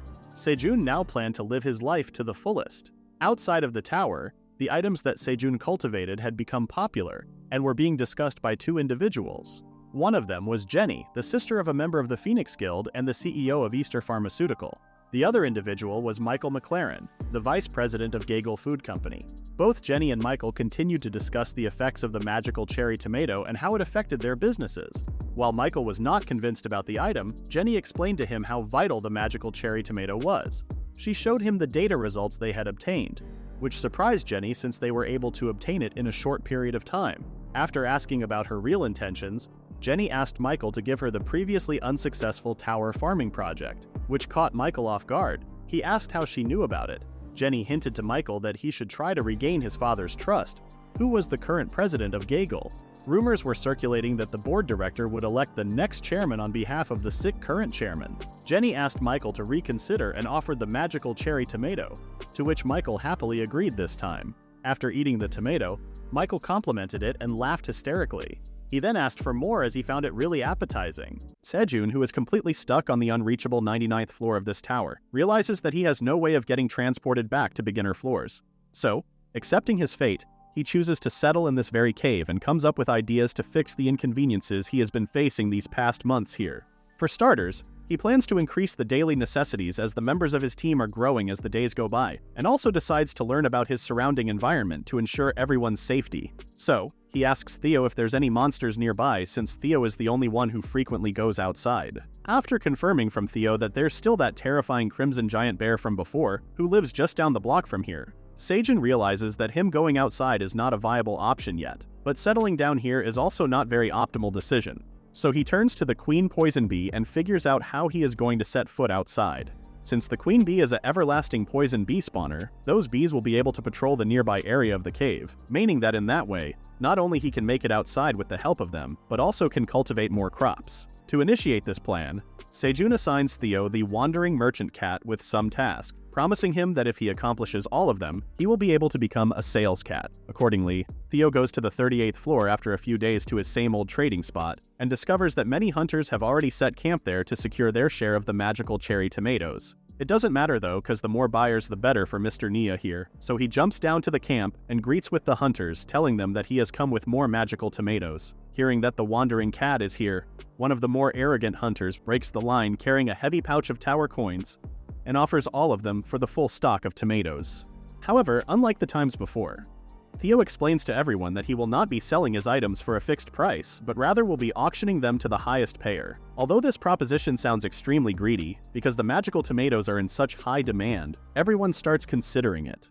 Back at the cave in the meantime, Sejun proudly claims that it was his own genius auctioning idea, and strongly believes that his plan to get tons of coins will succeed greatly. He also shows his trust on Theo regarding this matter by chilling around, and states that he strongly believes that the mischievous cat will be able to accomplish the other important missions smoothly as well. The system menu suddenly appears, coming with the tower manager's message that he has asked for a glass of magical cherry tomato mixed with honey in exchange for a job-related skill. Of course, Sejun shows his disinterest in this quest, but as the tower manager insists that the job-related skill will be greatly useful for him, he agrees to make her one and starts off the juice-making process using tomatoes and honey. Then, he sends it to the tower manager, who this time reveals to us that she is just a lowly dragon with the typical protagonist obsession. Miss Dragon becomes mesmerized by the taste of the drink, and quickly sends Sejun the special beekeeping job skill as a reward. This skill apparently lets the user basically become the owner of the bees, which means that Sejun will now have full command over the poison bees. He thanks the tower manager for such a great gift, but at the same time he insults her, calling her a winged pig, ruining her mood entirely. Going back to the 38th floor, Theo rounds up all the hunters who, although showing their hesitancy at first because of their desperation to lose weight or make their loved ones lose weight, start bidding one after the other. However, none of the hunters manage to beat one guy who doubles their bid amount, revealing himself to be Michael, the vice president of Gagel Pharmaceutical Company, who is widely known as the Master of Hunters. With 2 more rounds of auctions left, it is now certain that Mr. Money in the Bank is going to buy it all. Just as expected, Michael outbids everyone with his hard work, and leaves everyone realizing that even when they are awakened, they will always be broke compared to a multimillionaire. Even in the 3rd round, no one stands a chance, as Michael buys all of Theo's magical cherry tomatoes for a total of 300 tower coins. While Michael and his team head back to the 1st floor with everything loaded up, the 2 Churu girls from before approach Theo again, and one of them, Suha, asks Theo for a picture again in exchange for a Churu. But unlike last time, Theo rejects her offer, being a proper sales cat, and tells her that if she gives him coffee, salt, and peer instead of churu, he will let her take a picture with him. With the two girls easily agreeing to his conditions, Theo reveals that this condition was originally an idea of Sejun as well, because he was the one who had wanted to have a taste of coffee and spices. So, with this job done, Theo becomes excited as he can now spend more time on Sejun's lap, and happily lets Suha take a picture with him. Not only that, he even lets both the girls feel his soft little paws, getting them overloaded with his cuteness. Now that this mission is complete, Theo reveals that he has only one mission left, so he initiates it by approaching Suha, who seems to be busy uploading the picture she just took on Instagram, and first asking her whether she is from the Republic of South Korea. After confirming that she is, he tells her that he will be needing her help specifically. On the other hand, the poison bees are happily pollinating the flowers while the lazy farmer Sejun is lazing around and meditating. He gets happy as he suddenly gets tons of notifications from the system board stating that his beekeeping skills are leveling up. He explains to us that the queen bee has started spawning again, and because of that, the bee population has begun to increase, making it even easier for him to level up his beekeeping skill. Because of the increase in level, the system has now allowed him to upgrade his beehive possessions from 1 to 2, which means more honey for everyone. With everything blooming, Sejun celebrates with the rabbits by treating them to agility carrots, which not only increase agility but also break fat and improve vision like the cherry tomato, which also means that it will become another reliable income source. So he starts harvesting more carrots, when suddenly the system announces that he has reached level 10 as a farmer, and assigns him an ascension job quest that will allow him to unlock new class traits. According to what Sejun has heard previously, normal hunters receive combat-related missions as part of their ascension quests, but since he is the only farmer in this tower, his quest is surely different from others. And as he accepts the quest, he gets tasked with expanding his farming area to 50 square meters, a relatively easy task. After completing the quest in the blink of an eye, Sejun jumps to level 11 and also acquires 10 tower coins as a reward. Additionally, he also acquires one job trait, which allows him to get experience points every time he creates 1 meter square of a crop field. As the quest is successfully done, everyone starts heading to their homes to take a good long break, when suddenly Mama and Papa Rabbit lock the door on the kids, leaving them in the open field with Sejun for no reason. Sejun doesn't understand why is this phenomenon happening again, and realizes that Mama and Papa Rabbit must have done so in order to help these children in their adult bodies to become independent. But Sejun also understands that it is too late for all of them to dig their own homes, so for tonight, he allows them to sleep with him and takes a good night rest. On the other side, the hunter group leader Kim Dong-shik gets upset over the fact that he couldn't attain a single cherry tomato for his daughter, and sulks alone. Suha approaches him along with Theo, who first confirms if the guy is the leader of the people who came from Korea. After confirming that, the sly cat proposes to make a contract with Dong-shik, leaving everyone wondering what the mastermind behind the scenes is up to now. Theo hands Dong-shik a contract letter that states that Dong-shik will have to send 50 million to the family of Park Sejun and tell them that Sejun is doing well, all in exchange for 50 tower coins and 200 magical cherry tomatoes. As Theo shows Dong-shik the tomatoes, he gets tears in his eyes as he now can give them to his daughter and can be called the best dad by her. So he of course unhesitantly accepts the deal, but he can't help but wonder who this Park Sejun even is, and why can't he go out of the tower to meet with his family? However, Theo can't just tell him that Sejun is stuck on the 9th floor, as it is a top secret, so he goes with the answer that he is just running errands for Sejun and doesn't know everything, which is not far from the truth. Theo also includes a lie saying that Sejun is from the 40th floor, making Dong-shik assume that since no one else has reached that floor yet, these magical tomatoes can probably be found there. Theo doesn't confirm his assumptions and only tells him that Sejun is a man full of secrets. Hearing all of this, Dong-shik gets agitated as he imagines Sejun as an overpowered solo hunter who doesn't belong to any guild and perhaps is the most talented man in the tower. But that is far from the truth, as the protagonist is just an NPC farmer. Being the leader of a guild, Dong-shik decides to be in touch with Theo so that he can get more leads on this supposed super talented hunter, hoping that one day he will be able to convince Sejun to join his guild. With these hopes up, Dong-shik accepts the contract and promises Theo to return in 10 days with the good news. Back at the cave in 99th floor, the rabbits shows that they have already built their own personal huts and are fully ready to live on their own. Sejun commends all of them for their hard work, but regrets the fact he himself doesn't have a house yet. In any case, he throws a housewarming party for the rabbits and raises a toast for the hard-working companions. He thanks everyone for their contribution to his farm, and judging the fact that the Mama Rabbit and Papa Rabbit are all touchy-touchy, he realizes more rabbits are soon to join his farm family. Like every other time, the system menu appears out of nowhere, notifying Sejun that the monthly seed store is now open, and this time, it offers him one out of strawberry, potato, and lettuce seeds. Of course, seeing the lettuce, Sejun gets cravings for eating burgers, But because he has no source of meat excluding the rabbits, he passes on the lettuce seeds and chooses to have potatoes, as they are the best source of carbohydrates. After almost getting crushed by a giant bag of potatoes, Sejun begins dreaming of steaming and boiling these potatoes to make pancakes out of them, and everyone gets super excited over his food enthusiasm. But he decides to rest for today, and encourages everyone to plant all of these potatoes the very next day. Meanwhile, Theo goes back to his home, the Central Merchants District, without informing Sejun, and finds himself negotiating with a shopkeeper for a mere frying pan. After successfully buying his first item without getting scammed, he gets proud of himself and thanks his personal tutor, Sejun, for teaching him how to hustle like a true Asian. While walking down the streets proudly, the cat runs into his good old scammer friend Scarum, who looks to be in the middle of scamming another poor cat like him. And since Theo doesn't want anyone else to get into the trouble has been in thanks to Scarum, he confronts the sly goblin, telling him to put a stop to his foolish antics. As he calls out Scarum first acts as if he is an old friend of Theo and offers him some nice food, acting like a nice guy. However, Theo knows that Scarum is surely up to no good again, so he tells Scarum to stop acting like they are close to each other and makes it clear to the other beginner merchant that Scarum here is a complete fraud. Scarum claims that he only offered Theo great items at an affordable price just because he pitied him, but that is obviously a lie, so Theo again tells the beginner merchant not to fall for it, and reveals to him that the item Scarum just gave him is just an ordinary tool from the outside world and doesn't have any magic inside it. Scarum, of course, tries to get out this situation, but Theo keeps accusing him and even calls the guards, saying that Scarum here is a fraud who is in the middle of deceiving a beginner merchant. As Scarum starts running away from the approaching guards, Theo gets relieved as he has successfully saved a fellow beginner merchant, and after making sure that he is alright, he takes his leave from there. But the beginner merchant reveals to us that he is not a merchant at all, but an undercover cop named Agent Zerath, who was in the middle of arresting Scarum for fraudulent activity. Zerath calls his subordinates and scolds them for not seeing this coming beforehand, telling them to send him 100 letters of apology as their punishment.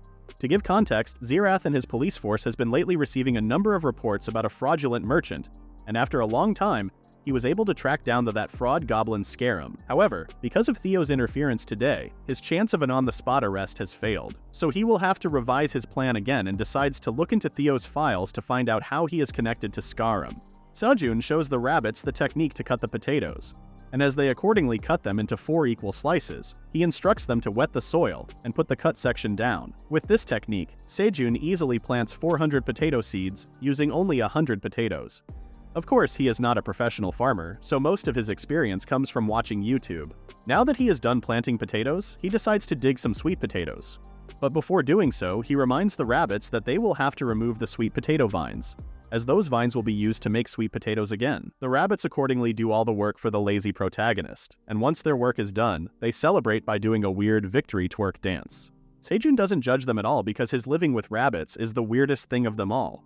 Instead, he focuses on digging the potatoes when suddenly he comes across an E-grade sweet potato called the Pumpkin of the Sun, which is even rarer than the Blue Moon tomatoes. He also gains an achievement for spawning a new breed and becomes completely shocked to see how great his job-related skills are turning out to be.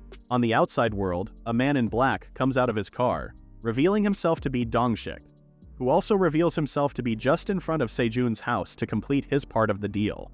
Because Sejun was the inventor of this new breed of sweet potato, the system makes a new rule stating that no one else can cultivate the sweet potato without his permission. This means that even if Sejun sells it to someone else, no one will be able to grow it as he has the copyright to it. Since this sweet potato is a new variety, Sejun decides grow it even more instead of eating it and replants it once again. Then, he starts digging up the normal sweet potatoes and eats it with his team, after roasting it alongside some roasted fish. The tower manager begs for her share of the roasted sweet potatoes, and after getting them, she gulps them all down like the winged pig she is, and turns to the crystal ball to stalk our lazy protagonist, who looks to be in the middle of making something similar to French fries. But Sejun explains that what he is making is not French fries, but dried sweet potatoes, which are apparently even tastier than the roasted ones. On the other hand, Dongshik arrives at Sejun's place's front door, and gets welcomed by the overly excited and worried siblings and parents of Sejun, who assumed that their lost brother had returned. But much to their disappointment, that is not the case, and to explain everything to them, Dongshik first takes a seat. He then formally introduces himself as one of the top-tier hunters in this country and states that he has come here personally today to deliver an envelope on behalf of Sejun's request. He hands them the envelope, which makes Sejun's family think that perhaps Sejun has passed away and this is his final will. But Dongshik explains that this is not a will, but a check for a whopping 50 million won. He further explains that Sejun, for some reason, isn't able to come out of the tower because of a quest and only sends his regards. Now that the job is done, Dongshik asks Sejun's younger brother Sedol how Sejun went missing since he himself doesn't have much idea about this mysterious hunter. According to what Sedol says, Sejun has been missing for several months and is not even on the awakened hunters list, which makes them assume that he was not absorbed by the tower. Gaining all of this information, Dongshik becomes sure of the fact that Sejun is a solo player, who must be a genius because in these past 10 years, no one else have been to past floor 40 in a group, let alone doing it solo. With nothing else to gain, Dongshik takes his leave and immediately heads to meet with his loving daughter to give her the cherry tomatoes.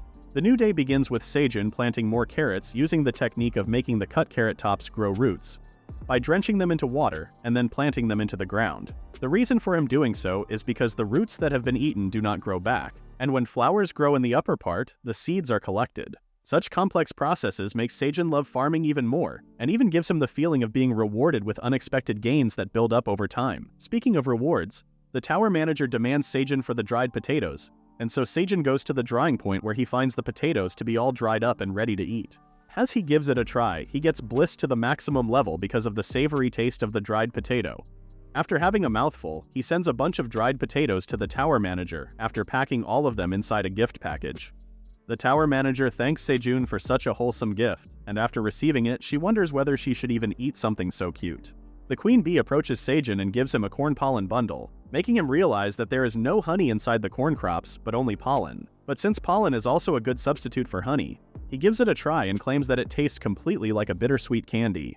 Theo makes his return and gives Sejun the good news that he has successfully accomplished all of his given missions, including conveying the message to Sejun's family. Sejun gets relieved hearing that his family now knows he is okay. He wonders what his family must be thinking that he is doing, but he knows for a fact that there's no chance they would think he is a tower farmer, stuck in a cave with rabbits, bees, and a cute cat. After thinking about it, Sejun remembers that his dad had a knack for farming, and believes that he has inherited his farming skills from his father. Sejun also remembers his mom who had always cooked delicious meals for him, and recollects his memories with his family. His companions come to comfort him, as they realize he must be feeling lonely, and makes him realize that he is not alone, but has a family here as well. Seojun becomes happy again seeing them all together, and moves back to the main topic, asking Theo how much he has earned this time. Theo explains that he has used 50 tower coins for the contract fee, and 14 coins for the errand guy, and still has 208 tower coins left. He also brings out the kitchen utensils that he brought back to his home district, explaining that he bought these also for Sejun. Sejun becomes delighted to see something modern for once, and gets even more amazed to see that the trusty cat has bought him a dagger as well. He looks at the stats of the dagger and finds it to be unappreciated, which, according to the system, means that it cannot be used recklessly for some reason. Of course, this is a fake message because the tower manager actually wants to see the dagger for herself, and as Sejun gives it to her in disappointment, she appraises it for him and assures him that it isn't an item that will cause him harm. After getting it back, Sejun appraises it and finds out that it is named equipment, which apparently makes it a very expensive item in the outside world, because named equipment is, for some reason, rare and precious. Learning all of this makes Sejun realize that Theo is really a talented little kitten, so he decides to make even better use of him. Anyway, he begins practicing with his dagger for now on the green onions, and thanks sales cat Theo for bringing such great items. Theo doesn't get satisfied with a mere thank you, so he brings out the seasonings that Suha gave him earlier, and gives them to Sejun to get more praise. Sejun, not believing what's before his eyes, picks up the pack of salt and tries it out, which makes him gasp for air and overreact even more after tasting the essence of pepper. After acting like seasonings are something from heaven, Sejun thanks Theo again and agrees to pet him for 24 hours. It is worth mentioning that Mr. Chonky Rabbit seems to already be using the salt on a carrot. Anyway, the next morning Sejun prepares a tasty barbecue with fish, onions, and salt, and invites his entire farm family for the feast of a lifetime. The normal rabbit finds the pepper to be spicy, but not the warrior rabbit, because he has more resistance to it. On the other hand, Theo shows his disinterest in mixing fish with other stuff and only demands pure grilled fish with no seasonings. Both parties agree to disagree and proceed to eat their own favorite meals. Afterwards, Sejun and the rabbits do their daily routine of nurturing and harvesting the cherry tomatoes, and while doing so, Sejun finds out that his dagger is not only a combat item, but also a handy farming tool because it has the attribute of increasing all skills by 5% when using it. So, Sejun thanks Theo once again for bringing such a great tool to him, and as a reward, he makes him also do the harvesting work. Theo does his part of the work quickly so that he can leave, and as he starts walking away, Sejun stops him and assigns him more work, telling him to stop by the place where he bought the kitchen utensils from and bring more items for him from there. With Theo gone, Sejun keeps harvesting cherry tomatoes to gain more experience when suddenly he realizes that the rank of these tomatoes has increased because of his farming level, meaning that the tomatoes have double attributes in them now, making them even more valuable. He realizes that maybe because he is now a D-ranked farmer, his crops have also become D-ranked. While he and the others are busy harvesting these new materials, the tower manager enters her treasury room, where she reveals to have a beautiful ice statue of hers put on a pedestal. But she breaks that valuable item, and replaces it with the plastic-wrapped sweet potato fries that Sejun gave her earlier, meaning that this mere fry is more valuable to her than the extremely costly ice statue. She shows herself to be completely obsessed with the human and stalks him again using the crystal ball, even though he is just minding his own business and peacefully taking a nap. She reveals that the place Sejun currently resides is completely infested with monsters, and she has been the one who has been protecting him all this time at night by scouting this area. But before she can go to the 99th floor again to do so, she sees that a baby monster Crimson Bear has approached Sejun, so she quickly wakes him up through the system and also asks the baby bear to go away. But the baby bear accidentally falls from the edge and lands safely on Sejun's hands, who becomes overloaded by its cuteness. Sejun instantly realizes that it's the baby of the same monster he saw during the blue moon a few months ago, and wonders how such a fiery monster's baby is this cute. The tower manager asks Sejun why he saved this monster, knowing that it is dangerous, and instructs him to quickly send it out of the cave as its mother is certainly nearby and looking for it. Sejun doesn't think it will be okay if he sends it away because it's just a baby, and believes that it would be better if the mother came here and picked it up herself. However, the tower manager disagrees with Sejun and informs him that the Crimson Giant Mama Bear is a gluttonous monster and will eat all the food in the cave.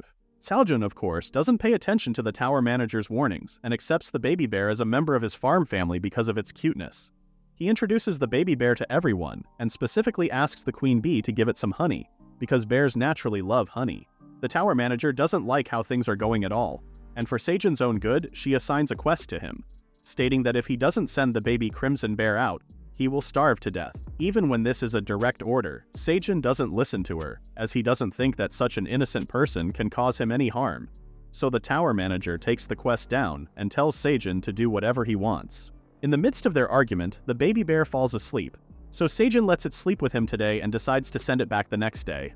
But unfortunately for him, the baby bear is also a gluttonous monster, and when he wakes up the next morning, he finds out that the baby bear has gulped down all of the items from the storage and has even grown double in size because of eating so much.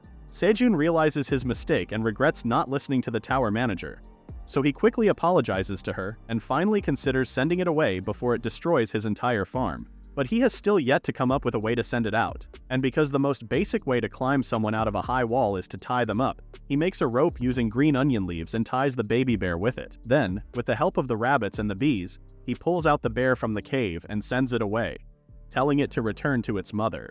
Because Sejun finally listened to the tower manager's commands, she sent him a job-related skill reward named Seed Gathering that increased the chance of obtaining better seeds when harvesting crops. A few days later, he once again returns his farm to its former glory. But unfortunately for him, the baby bear returns again, this time with its mother. Sejun gives up on his life, assuming that the mama bear has come here to eat him, so he gets on his knees and begs her not to eat him, saying he's not tasty and only eats boring tomatoes. However, the mama bear is not here to eat him, and the tower manager confirms that as well, saying that the mama bear is actually here because it wants more honey to feed its baby. According to the manager, the mama bear also promises to protect the surrounding area for Sejun in return for the honey, which is a great offer. So Sejun, of course, happily agrees on the deal, and gets on his paws to get outside the cave for the first time and see the actual world of this tower for the first time ever. As he looks around, he finds himself near a mountain area, and becomes totally amazed by the view of this place. In this distance, he sees a huge beam, which, according to the tower manager, is a waypoint that allows hunters from outside the tower to move between floors. This means that if Sejun manages to use the waypoint, he will be able to leave the 99th floor and get out of the tower. But to do so, he will have to go through the wilderness, and since it is impossible for him to walk all that way, he turns to Mama Bear and asks her if she can take him to that beam. In response, she says that she cannot do so as there are around 3,000 monsters that way, and because it is not her territory, she too will become a target for them. So that is not an option anymore. Mama Bear explains that its territory is only from the inside of the forest to the surrounding area of this place, and that is why most monsters don't come to this place. But if Sejun goes out of her territory, she will no longer be able to protect him. With that being said, Sejun discards his idea to escape momentarily and brings out a bottle of honey for the cub bear as per the deal. Sejun also offers the mama bear some, but she says she is fine, and thanks him for helping its cub grow so much in a single day. She also adds that there is nothing to eat in this environment, so she is grateful to Sejun for feeding its cub honey. This also means that the mama bear has been starving, and because she has now become Sejun's friend, he offers to cook some food for her. With the help of the rabbits, he quickly cooks her a tasty fish, tomato, and carrot stew, and tells her to feel free to have all of it. Mama becomes so happy about Sejun's generosity that she gives both him and the rabbits a huge bear hug, and thanks him once again. The tower manager, who has been watching everything, also makes her comment, saying that she only thought the bear would be dangerous because she herself knew that the bear was hungry, but she didn't expect that Sejun would be able to establish friendly relations with such a dangerous monster. Now that things have turned out to be this way, the tower manager can only hope that Sejun will increase his farm area and give her more food every day. On the other side of this story, at the Wandering Merchant Inspection Bureau headquarters, Agent Zerath looks up Theo's files and doesn't find anything out of the ordinary, much to his disappointment. Even in this little information on Theo, what Zerath doesn't understand is how Theo secured such a high number of sales, even though he clearly doesn't have any skill as a merchant. He finds it oddly suspicious, and decides to take this case seriously. A cute white puppy cop enters Zerath's office and informs him about a burglary incident on the 55th floor, at their landlord Grid house, along with reports of stolen goods entering the black market. According to Zerath, Grid is a vicious landlord who eats off the backs of peasants. So that makes him wonder why the law enforcement agency has to meddle in that landlord's matters. At that moment, another officer barges in with another report from Theo, which states that he has arrived on the 75th floor through the passageway of wandering merchants. So, Zerath quickly heads off to learn more about Theo and what he is up to.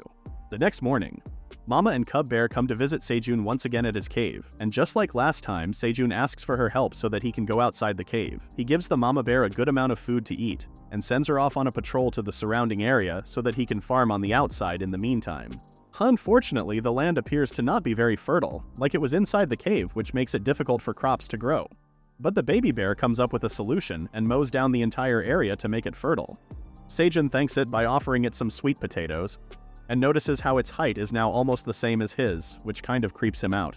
However, even after the baby bear's help, the land is still kind of barren, so Sejun for now only plants sweet potatoes, which are the easiest to grow, and waits for the land to become more fertile so that he can plant cherry tomatoes in the future. While he is busy planting all of the sweet potatoes, the dumb baby bear digs all of them as if they were playing treasure and eats them, ruining all of their efforts. So, Sejun gives it a good scolding and teaches him what planting is, so that it doesn't make the same mistake again. Meanwhile, Theo goes to the usual auctioning place on the 38th floor and offers to auction 300 batches of magical cherry tomatoes for a total of 1,800 tomatoes. Even though this looks like a solid plan to gain more gold, because corporate god Michael isn't here this time, he gets less gold than last time and becomes disappointed in his salesman techniques. Dongshik approaches him and tells him to let Sejun know that he has talked with his family, so there is nothing to worry about. Theo asks him why he didn't participate in the auction this time, and in reply, Dongshik explains that he only stayed quiet because he wanted something else from the cat, specifically a picture. In exchange, Dongshik gives Theo a bag of red pepper powder, which Theo tastes, not knowing how spicy it is. After that, Theo upgrades his wandering cat bundle pack from the merchant house so that he can bring more cherry tomatoes in his backpack the next time. He becomes greedy for his own growth and starts dreaming of becoming a mid-class merchant soon, hoping that he will become superior to Sejun and make him kneel before him. On his way back, he runs into Zerath, who has disguised himself as a beginner merchant to trick Theo into spilling the beans. Zerath thanks Theo for his help last time and offers to repay him for saving him. However, the ginger cat doesn't accept the offer, claiming to be busy and heads off on his road again. This greatly shocks Zerath, so he keeps offering Theo more tempting food items, but still, Theo shows his disinterest in wasting time. So Zerath becomes quite desperate and gets on his knees, telling him to at least help him become a skilled merchant. He even flatters Theo by telling him that he is a great wandering merchant, which inflates the cat's ego, so he decides to teach him the ropes of trading. He first takes him to the smithy alley to buy the goods that Sejun wanted, and then he goes to many other places to buy stuff that Zerath thinks is unappraisable, and to be simply put, useless. Zerath also sees how untalented as a merchant Theo is, and realizes that the cat is truly pathetic, which doesn't explain why he has so many sales. But Theo actually shows to be quite commendable, as he shows to have the skill for negotiating and getting discounts. Zerath claps for him even though he is clearly annoyed, and he asks him what he even intends on buying here. Of course, Theo buys a bunch of junk, including a hat, and after showing Zerath his merchant technique, Theo tells him not to annoy him anymore. Zerath also stops following him, but he soon remembers that among the stolen goods from the landlord Grid's house, the hat is one of them, meaning that Theo actually has a knack for buying good items. Back at the cave, Sejun separates the seedlings from the carrot flowers, as he has to plant half of them in the cave and the other half on the upper ground. On the other hand, the rabbits gather fish because they want to have dinner now, so Sejun stops working and starts making fish soup for them. He also harvests some well-ripe cherry tomatoes, and that helps him increase his harvest level to level 4, which unlocks a new effect that allows the user to have a chance to increase the harvested crop level by 1 level. Sejun realizes that maybe if he levels up all his skills to level 4, new effects may be added to them just like in Harvest, but he doesn't put much thought into it for now, as he has to prepare dinner for his farm family and prepare the fish soup for Mama Rabbit, who reveals to be pregnant with Papa Rabbit. The baby bear comes there to join in on the breakfast just in time, so Sejun first heads outside with the help of a rock as a pulley, and explains that it was all thanks to the mama bear, who originally brought the giant boulder here, and thanks to her, he now has a manual elevator from the cave to the outside area. Sejun gives the cub bear some roasted sweet potatoes, and after eating all of them, the cub takes the last one and naively plants it down in the ground, thinking that it will sprout. Seeing this, Sejun and the rabbits laugh at the spectacle and explain it simply by saying that cooked stuff doesn't grow. While they are having a good laugh, the queen bee reveals that she has turned her beehive into a castle, and is holding a suspicious-looking cocoon in her hands. The warrior bear comes up with a new idea to train his fighting skills and spars with the cub bear, who seems to be completely invulnerable to any damage whatsoever. In the meantime, Sejun eats some savory drinks when he notices that a poison bee is out on patrol. But not only that bee, but all of the bees, including the queen bee, come outside and hand Sejun the item that she was holding earlier. As Sejun appraises the item, he sees that it's a cocoon of the poison bee queen that can hatch into a poison bee after 10 days. And when it does, it will consider the first target it sees as its owner. Sejun realizes the only reason the queen bee gave this cocoon to him is because she herself is not powerful enough to control the entire beehive, as she is a new queen. So, if another queen rises, the bees of the beehives will have to split, weakening their total power. Sejun decides to raise this cocoon to be a wonderful queen poison bee, and hopes for the day when they will meet. Theo makes his return while singing Nya Nya, and as he almost reaches the cave, he gets shocked to see the cub bear, and seeing that Sejun's bag is in its mouth, he starts to think that maybe it has eaten Sejun as well. The dumb cat jumps on the cub bear to take revenge, but just as he is in mid-air, Sejun makes his entry and welcomes Theo back. Theo first confirms that Sejun is alright, and then asks him how and why the hell a crimson bear is just chilling around here. Sejun starts from the beginning to explain everything, and calms down the ginger cat. Anyway, Sejun himself gets annoyed by calling the bear cub by bear cub, so he gives it the rather pathetic name Kyung, showing that he has no sense in naming people. Kyung loves his name, so who are we to judge? Theo doesn't like the fact that another being is getting the attention of Sejun, so he quickly diverts his attention towards him, and tells him what missions he has accomplished up until now. For doing his job perfectly, Sejun treats Theo to some churu, and even pets him while doing so. Quang comes to have his share of the churu, which gets Theo mad, and as both of them get into an argument, Quang screams out for his mom, who comes jumping there in anger, and makes Theo realize that he has messed up badly. Seeing the gigantic crimson bear in full rage mode, Theo does what cats do the best, acting like a total P-word, and introducing himself to the mama bear while trembling in fear. Knowing that the mama bear is about to hurt him, Theo shows her his wandering trader badge, which disallows any monsters from hurting merchants. But mama bear doesn't care and roars loudly at the dumb cat, who this time completely loses it and apologizes to Kyung while crying like a baby. Sejun also explains to mama bear that it was just a small argument between these two, and promises her that nothing bad has happened, so mama bear finally calms down and leaves again to patrol the area. Sejun apologizes to Theo, even though he should be the one apologizing to him for being immature. But in any case, both parties make up with each other, become friends, and live happily ever after. While all of them are asleep, Mama and Papa Rabbit come out of the cave and put their right hands right into Theo's pouch. The Papa Bear brings out the hat that Theo has bought from his home district and puts it on, but seeing that it is too big for him, he then gives it to the sleeping Sejun, who is the rightful owner of it. While Sejun's farm family is sleeping in peace, Somewhere in another chaotic dimension, many dragons seem to have gathered around a powerful man named Kaiser, who was desperately trying to open the tower. The person named Anton Fratani tells the man to calm down, but the man explains that he cannot sit around when Aileen is all alone. Of course, Aileen is the tower manager, which means that this man and Anton are dragons as well, which also opens the doors for Aileen, the tower manager, to become a love interest of Sejun. According to Kaiser, it has been 10 years since the last seizure of Aileen, but even after getting the medicine, he hasn't been able to open the portal for some reason. Moreover, the emergency system of the tower apparently doesn't work either, which leaves no way for him to cross over inside. Anton tells him not to worry and assures him of his trust in the Fratani Great Dragons. For context, the tower manager Aileen's cabin is at the center of all the magic that supports the tower. Furthermore, dragons like Aileen take turns managing the tower and using this place in order to get stronger. But according to Anton, all the other dragons gave up on the tower because Aileen suddenly became ill. So instead, they started looking for a medicine to cure her illness and suffered many losses. But still,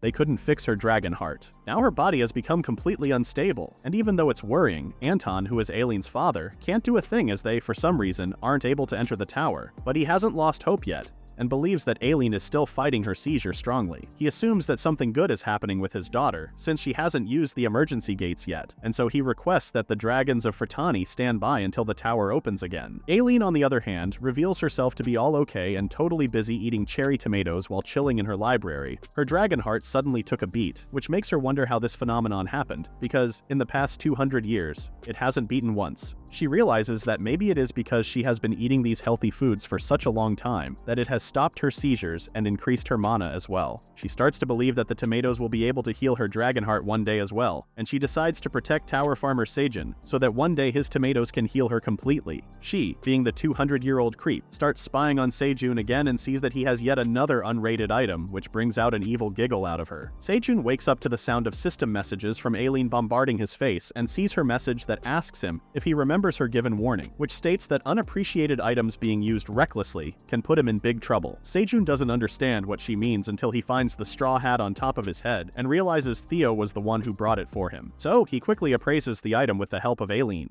and as he gives the hat to her, she uses her appraisal skill on the hat and realizes that the item is quite excellent this time. But she doesn't want to give it back for free, so she asks for crops full of blue moon energy in exchange for the appraised hat. Sejun agrees to the deal and thanks her for always helping him. Because both of them now share quite a friendly bond, Aileen shares her full name with him, telling him that it is a great honor for the ones who know her true name. Although Sejun doesn't care, he thanks Aileen for sharing her name, and Pinky promises her to give all of his crops full of the energy of the blue moon during the next blue moon. With their first promise being held, Aileen sends Sejun his hat back, which turns out to be an artifact. The system shows that this artifact is specifically made for farming, and has the unique skill of protecting Mother Earth. Not only that, this artifact is apparently one of the only 10 artifacts in the tower, making it an extremely rare and valuable item. Sejun eagerly wears it, and after the hat confirms that he is a farmer, the artifact's grade level increases to Sejun's farmer level, D, and also adds 2 more skills called Farmer's Body and Good Harvest. In the case of the first skill, Protection of Mother Earth, this skill grants protection to the farmer's all-owned farmland. Next, a farmer's body increases the wearer's stats by 3, because a farmer's body always has to be story. And lastly, a good harvest raises the probability of having a good harvest. Simply speaking, the skills of this straw hat are truly amazing, and Sejun also thinks the same, so he thanks Theo for having gold hands. He even kisses Theo's gold hands, and promises him that he will pet him for 1 whole week. Later at the cave, everyone gets tensed and silent as it is Mama Rabbit's delivery time. The sickle rabbit comes out holding 3 baby rabbits,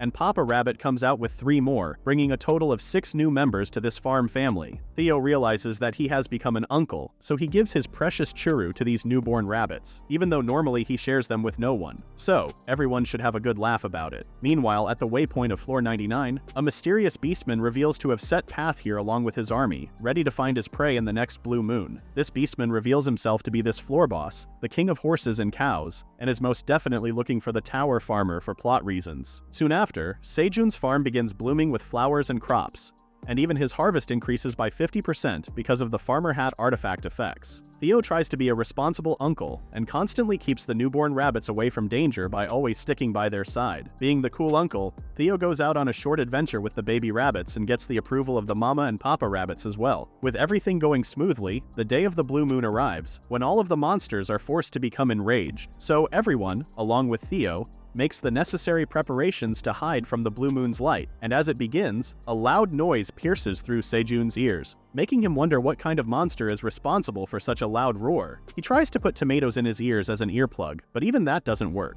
And as the noise comes closer, it becomes clear to him that these are the cries of cows, making him wonder what cows are doing here on the 99th floor. He quickly forgets about the noise as his attention diverts towards his crops, which are constantly affected by the blue moon. Hoping for a good harvest, he takes a nap, and the next day, he goes outside with Theo to check if the outside field is safe as well. Unsurprisingly, he discovers the entire surrounding area to be torn apart and completely destroyed, possibly by the cows. And judging by the huge footprints, he realizes that they must be extremely strong. But Sejun, as usual, finds something useful even in this disaster, as he realizes that because of all this digging and dirt piling, the mysterious cows have done him a huge favor, as the dirt pile has better soil than the usual barren soil. Thanks to them, Sejun finally believes that he can now turn this barren area into a bountiful field, and to make his dream a reality, he will first have to refill the holes made by the cows with this fertile dirt. But because forklifts do not exist in the tower, Sejun wonders how he should do so. Aileen sends him a message telling him to return to the cave quickly,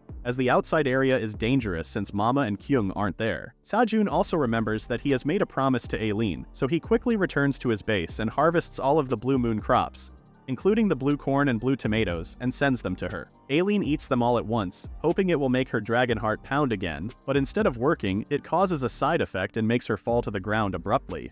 Meanwhile, Sejun, who has no idea what is happening to the tower manager, cooks one of the blue moon corn by steaming it and decides to make corn silk tea as well. He shares the food with the rabbits as well, because they are the biggest contributors to this farm. Every one of them is enjoying this exquisite delicacy, and afterward they go back to the farm again to harvest more crops, repeating the boring cycle over and over again. This time, because of his increment in level, the corn gets attached to a new attribute that lets the consumer have better skin, which makes it an amazing product to sell. Mama Bear and Queng come to the cave after 3 whole days, so Sejun warmly welcomes them by giving them a bottle of fresh honey. At the same time, Theo takes his leave, as he needs to do more sales work to live up to his reputation. With him out of sight, Sejun decides to finally organize the destroyed field by the cows. Speaking of the cows, their king assembles all of them in front of the waypoint and scolds every single one of them for failing to bring any food to eat. The king wonders why there is no grass here in this land, as when he was here last time, the place was a green meadow full of high-quality grass. Apparently it was his own mistake because in the past, when he ordered his subordinates to scatter throughout the territory and eat grass during the blue moon to get stronger, they themselves destroyed all of the grass and turned the meadow into a completely barren land. The Cow King, or to be more exact, the Minotaur King, wonders how they are going to find grass now as the young Minotaurs are starving and need food to survive. A ray of hope flashes before him as a Minotaur reveals to have a sweet potato stuck on his horns, making him wonder where this soldier found such a delightful plant.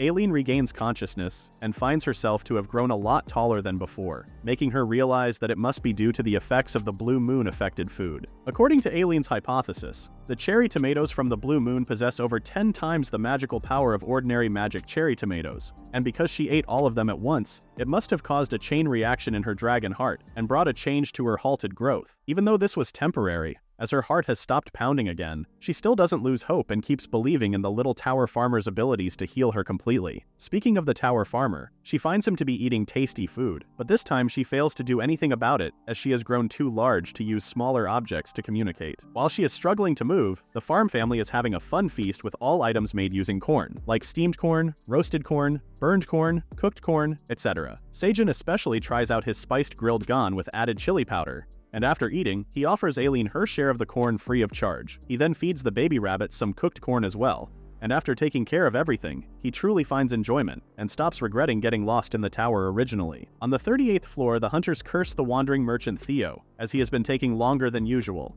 They have been skipping many tower raids because of Theo, as those cherry tomatoes are sold for tons of money in the outside world. Assuming that Theo won't come even today, most of them decide to leave, except Suha, the cat enthusiast, who doesn't want to stay for the auction, but only wants to give Theo some churu. Theo, on the other hand, is on the 60th floor, currently using the Wandering Merchant's secret passage, and as he makes his way to the 38th floor, a gang of wolf mercenaries reveals themselves to be on his trail, as they want to get the Straw Hat artifact for themselves.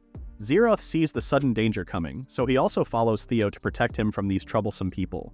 Will the ginger kitty die? Or will the tower farmer also tame these dumb wolves, being the greatest beast tamer of them all? Thanks for watching. If you'd like the next part, comment below.